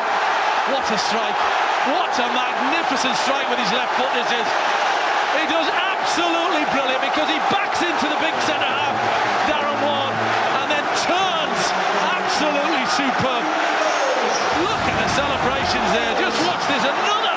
It happened a few minutes ago and it didn't take any heat at all. There he is backing into the big centre back. Once he feels him close to him, then he turns and he swivels. I don't mind you going that way, says Warren, but I don't want you to produce that once you do. And that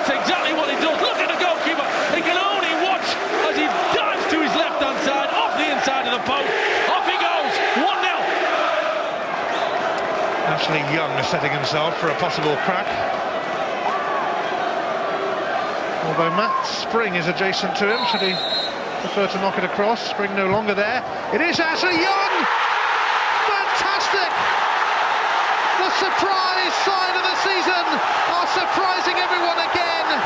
Ashley Young with a cracker, and Watford are 2-0 up at Selhurst Park.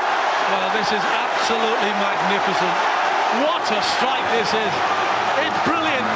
Gabor Kirai is having an absolutely scream at the wall. Why he's having a scream at the wall, I don't know. The wall just gets eased along and pushed along by a couple of Watford players, but that gap doesn't make any difference because this goes up and over the top. The goalkeeper is trying his very, very best to get across his goal and make the save. He gets the slightest of touches, but it's not enough, and it's 2-0.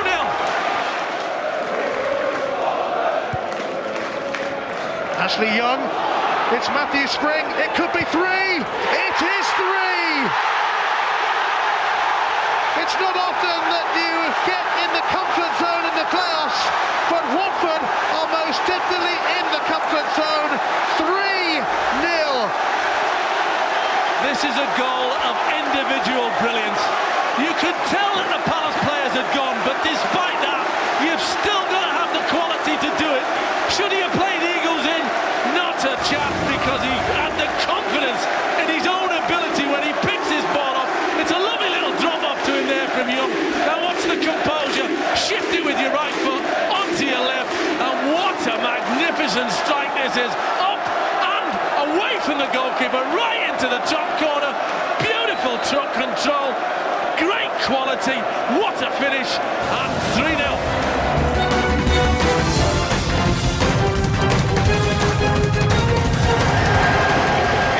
The most extraordinary sound, and then all about this from the dome right the way around the one-way system, and as Watford found in the second half at Selhurst, the one-way system took them to 3-0, but amid some of the most amazing scenes I can remember in many years at this ground, they now face the journey. Will it end with passport to Cardiff? There's the ball in from McAnuff, this time from Swords, and it was Fitzhall just wide of target.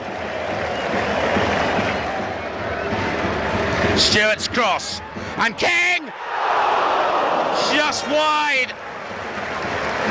I don't think Kerrigan got a touch on it. No, he's given a goal kick.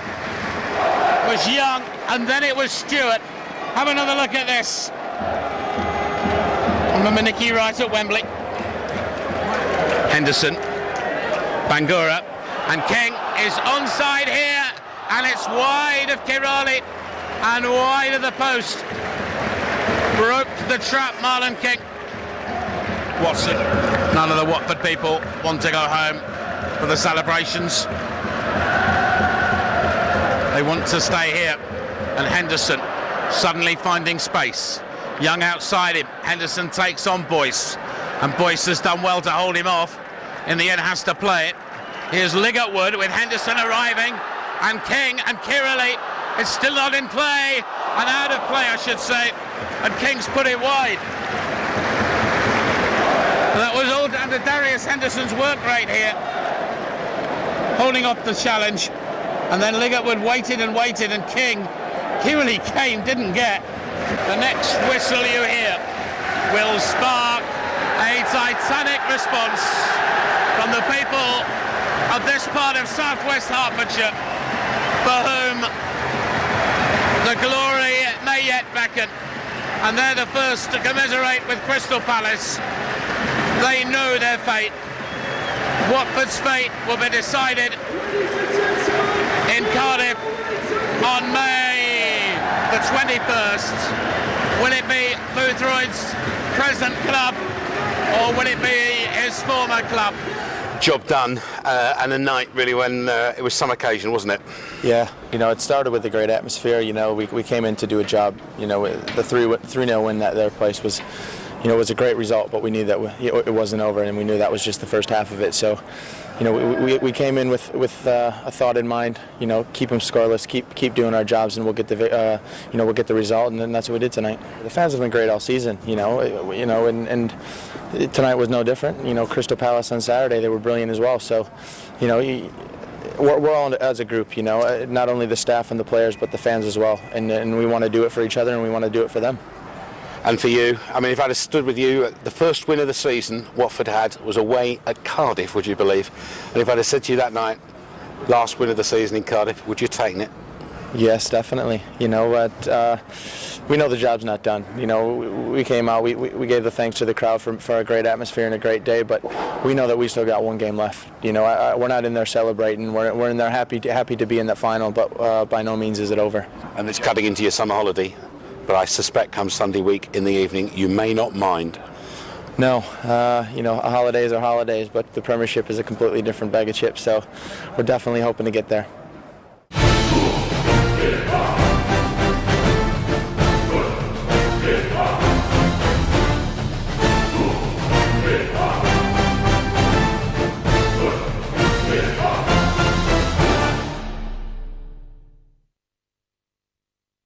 Goosebumps down the back of our necks, haven't we? The atmosphere is absolutely incredible, it really is. Both sets of supporters have come to support their team, and how. It is a match worth millions of pounds, but it's also a match worth millions of memories. It is Leeds United against Watford for a place in the Premiership.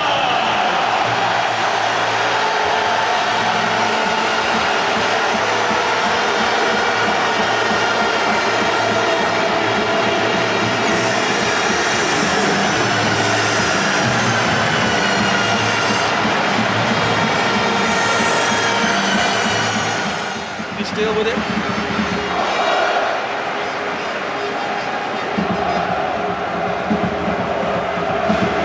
Another corner, another threat from Watford. Ashley Young delivers, and Jay Demerit puts Watford in front. The American makes his mark in the playoff final. Well, they should have done it before. They've done it now, and Rob Holt will hang his head in shame, because it's a difficult run for Jay Demerit. It's a simple little run from Rob Holt. He can't believe it. He stood with his man to begin with, watched them on the penalty spot. Now he lets him go. Once he's gone, he can do nothing about him, because he's charging in towards the box to put the header in. Leeds don't have anybody on the post. Not that they'd have saved it anyway, because he hits this with the meat of his head. Bang! Into the back of the net. Look at Neil Sullivan. He's anxious. He knows it's going across the goal. He can do absolutely nothing about it. But Watford are in front. Well, he's got loads of his mates watching. People around him in that corner disagree.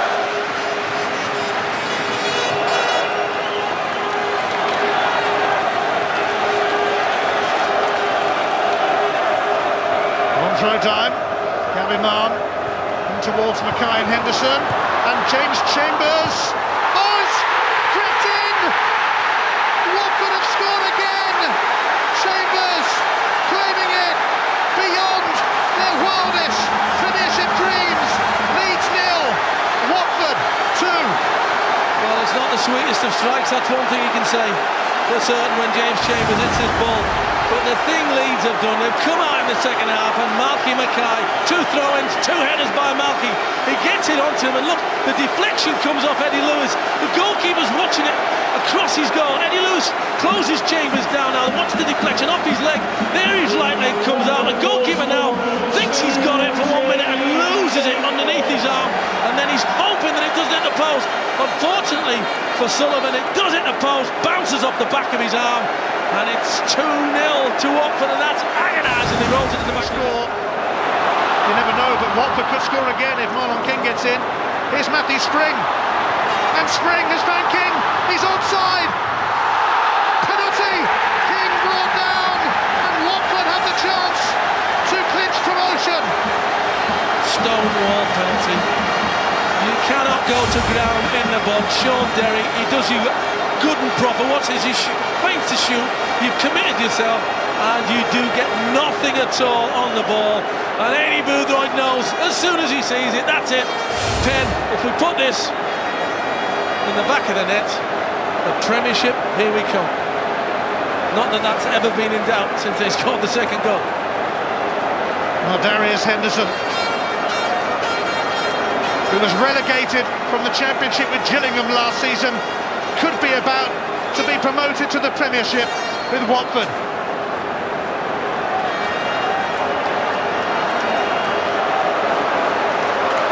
The Watford fans hold their breath. Here comes Darius Henderson, and here comes the Premiership. Henderson scores, perfect penalty, perfect season. The surprise side of the season have saved their biggest shot till last. Promotion to the Premiership. There's only a unit out, but this is coolness personified. What a magnificent penalty. Rolls us into the one position where the goalkeeper can't get it because it's low enough for him to get it, but it's away from him, and he does really well, Sullivan, to go the right way, but can't get his fingers there, and there's enough pace on it, and look at the delight on Eddie Boothroyd. Yes! Yeah, beauty, here we go! Darius Henderson, a playoff final loser in his time at Reading. He's going to be a winner today. His 15th goal of the season. Marlon King has grabbed the head. Eddie Boothroyd is leading the way, as he has done all season. You will struggle to find a more positive person in football. A year ago, Watford just avoided relegation. 12 memorable months on. Who'd have thought this? That's football. That's Watford. And next season, they will be off to Stamford Bridge, to Old Trafford, to Anfield, to St James's Park, to White Hart Lane, to the Emirates Stadium, and so on.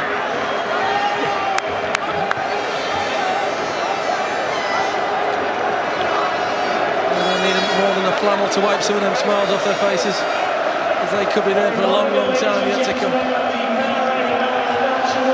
Well, a year ago they were seemingly going nowhere fast. Now they are going somewhere fast, all right. They are going to the top flight of English football. Nobody gave them a chance this season. Nobody will give them a chance next season. But in football, you never know.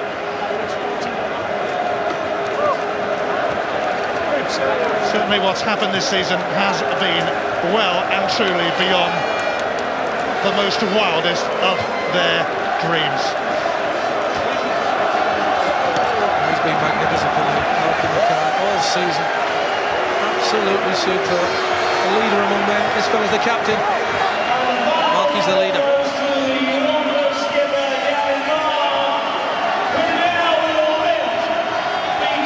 Pinch yourself, Watford fans. It's true. It's really happened. You're in the Premiership.